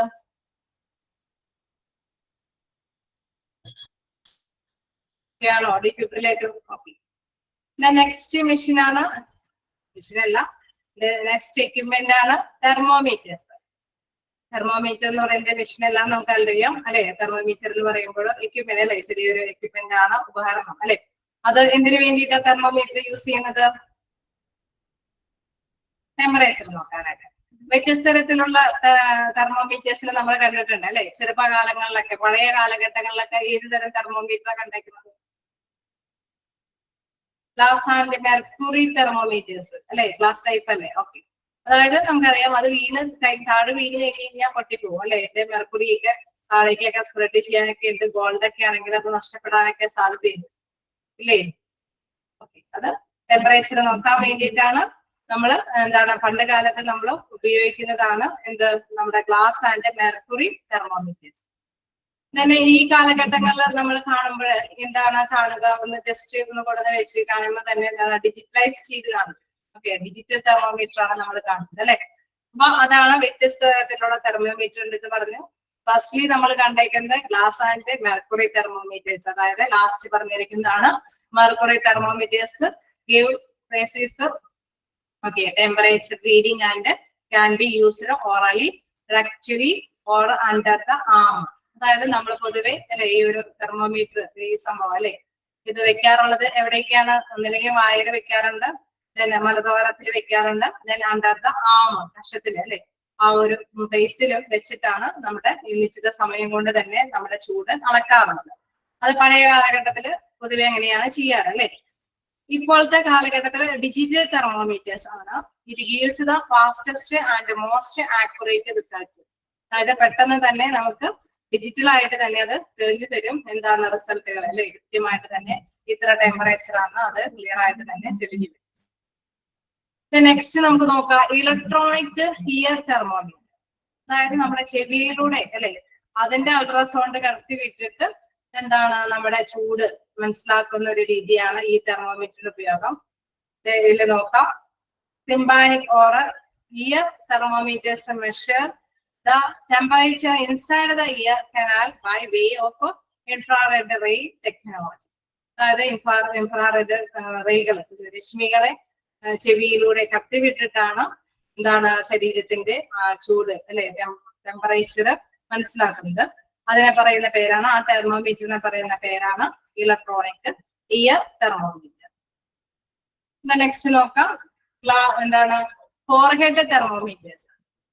എന്താണ് ഫോർഹെഡ് തെർമോമീറ്റേഴ്സ്? നമ്മൾ കോവിഡിന്റെ സമയത്തൊക്കെ കണ്ടിട്ടുണ്ട് അല്ലെ. അവരവിടെ കൊണ്ടുവന്ന് പരിശോധിക്കുകയല്ല ചെയ്തത്, പിന്നെ പുറത്തു നിന്ന് ടോർച്ച് അടിക്കുന്ന മാതിരി ഇങ്ങനെ അടിക്കും അല്ലെ ഫോർഹെഡിലേക്ക് അല്ലേ, കണ്ടിട്ടില്ലേ? ഓക്കെ. അപ്പൊ അവിടെ എന്താണ് forehead thermometers utilise infrared sensors to measure the temperature. അവിടെ പുറത്തു നിന്ന് തന്നെ നിന്നുകൊണ്ട് തന്നെ ഒരു വ്യക്തിയുടെ ടെമ്പറേച്ചർ എത്രയുണ്ടെന്ന് കൃത്യമായിട്ട് തന്നെ അവിടെ ഡിജിറ്റലൈസ് ചെയ്ത് വരും. അപ്പൊ കൃത്യമായിട്ട് മനസ്സിലാക്കാനായിട്ട് സാധിക്കും. അങ്ങനെ 4 തരത്തിലുള്ള തെർമോമീറ്റേഴ്സ് ആണ് നമ്മളിപ്പോ കണ്ടത്. ജസ്റ്റ് വായിച്ചു നോക്കാം. 2 മെഷീന്റെ കാര്യമാണ് ഞാനിപ്പോ പറഞ്ഞത്. ഓക്കെ, ഇവിടെ പിക്ചേഴ്സും കാണിച്ചിട്ടുണ്ട് കേട്ടോ. ഓക്കെ, ജസ്റ്റ് വായിച്ചു നോക്കാം.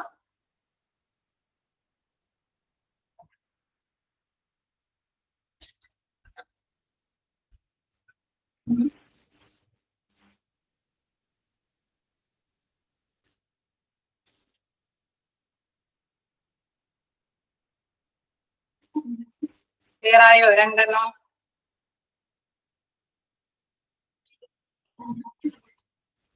കണ്ടിന്യൂ ചെയ്തോട്ടെ. ഒരുപാട് എക്യുപ്മെന്റ്സ് പറഞ്ഞു തീർക്കാനുണ്ട്. 4ാമത്തെ ആഴ്ചയിൽ 2 വരെ കിട്ടുന്നേ ഉള്ളൂ. അപ്പം പരമാവധി നമുക്ക് നോക്കാം. എന്തെങ്കിലും ഡൗട്ടുകൾ എന്തെങ്കിലും ചോദിച്ചോളൂ കേട്ടോ. Blood pressure apparatus. എന്താണ് ബ്ലഡ് പ്രഷർ? അതായത് ആ ഒരു ഇതിൽ പറയുന്നത് എന്താണെന്ന് വെച്ചാൽ വൈബ്രേറ്റ് എന്നാണ് ഉദ്ദേശിക്കുന്നത്.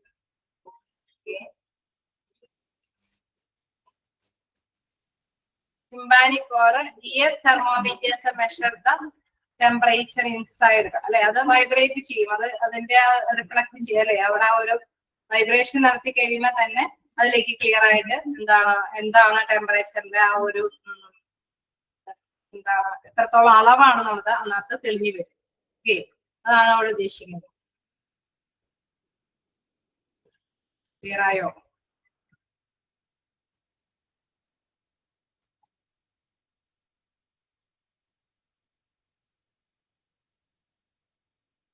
എന്താണ് നമുക്കപ്പോ നെക്സ്റ്റിലേക്ക് നോക്കാം. ബ്ലഡ് പ്രഷർ അപ്പാരറ്റസ് എന്താണ്? Blood pressure gauge or blood pressure monitor is an equipment used to measure lost pressure. മിക്കപ്പോഴും നമുക്ക് അല്ലെ ഹോസ്പിറ്റലൈസ് പോകുമ്പോൾ നമ്മൾ കാണാറുണ്ട് എന്താണ് ബ്ലഡ് പ്രഷർ അല്ലെ എങ്ങനെയാണ് അളക്കണേന്നുള്ളത് ഈ മെഷീൻ നമ്മൾ പൊതുവെ കാണാറുണ്ട് അല്ലെ. അപ്പൊ അത് എന്താണ് എത്രത്തോളം പ്രഷർ ആണ് എന്ന് മെഷർ ചെയ്യാൻ വേണ്ടിയിട്ട് ഉപയോഗിക്കുന്ന ഒരു ഉപകരണമാണ് എന്താണ് ബ്ലഡ് പ്രഷർ അപ്പാരറ്റസ് എന്ന് പറയുന്നത്. എന്താണ് ഇതിൽ പ്രധാനമായിട്ടും പറയുന്നത്? A sphygmometer includes an inflatable cuff, a measuring unit and a അതെ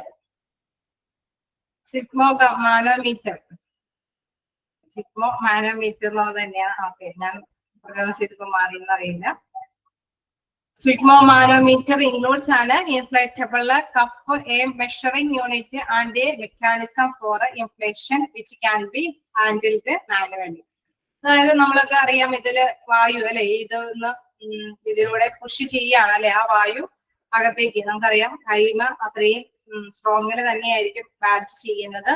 ആ ബാഡ്ജ് ചെയ്തതിന് ശേഷമായിരിക്കും ഈ ഒരു വായു പ്രവാഹം അങ്ങോട്ടേക്ക് കടത്തി വിടുന്നത് അല്ലെ.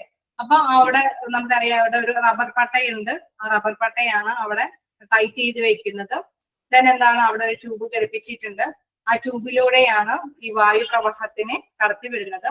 ദെൻ ഓട്ടോമാറ്റിക്കലി ഇവിടെയും നമുക്കറിയാം എന്താണ് അളവ് അളക്കുന്നതിന്റെ ഇതിന്റെ ഉള്ളിലും മെർക്കുറി അതില് ഡെപ്പോസിറ്റ് ചെയ്തിട്ടുണ്ടാവും. നമ്മൾ ഈ വായു പ്രവാഹം അങ്ങോട്ട് അകത്തേക്ക് ചെല്ലുമ്പോൾ എന്താണ് സംഭവിക്കുക? ഇവരെ പ്രഷർ അല്ലെ, നമുക്ക് ആവശ്യമായിട്ടുള്ള പ്രഷറിന്റെ അളവ് ഈ മെർക്കുറിയുടെ സാന്നിധ്യത്തിൽ തന്നെ അവിടെ കൃത്യമായിട്ട് തന്നെ ആവശ്യമുള്ള രീതിയിൽ തന്നെ ആ കൗണ്ട് രേഖപ്പെടുത്തും. ഓക്കെ, അപ്പൊ കൃത്യമായിട്ട് തന്നെ ഡോക്ടറിന് മനസ്സിലാവാൻ സാധിക്കും എത്രത്തോളം പ്രഷറാണ് ഈ വ്യക്തിക്ക് ഉള്ളത് എന്നത്. ക്ലിയർ ആയോ?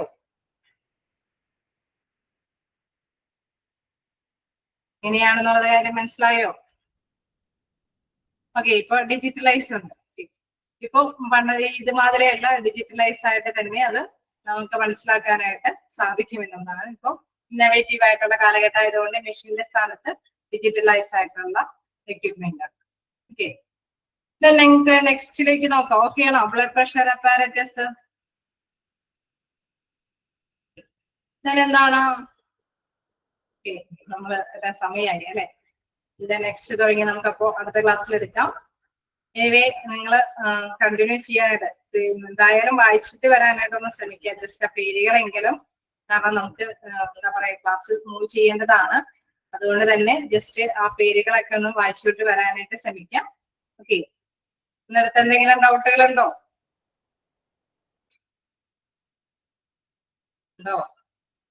എന്തെങ്കിലും ഡൗട്ടുകളുണ്ടോ? ക്ലിയർ ആണോ? നമുക്ക് നെക്സ്റ്റ് ക്ലാസ്സിൽ കാണാം. Thank you. Thank you, ma'am.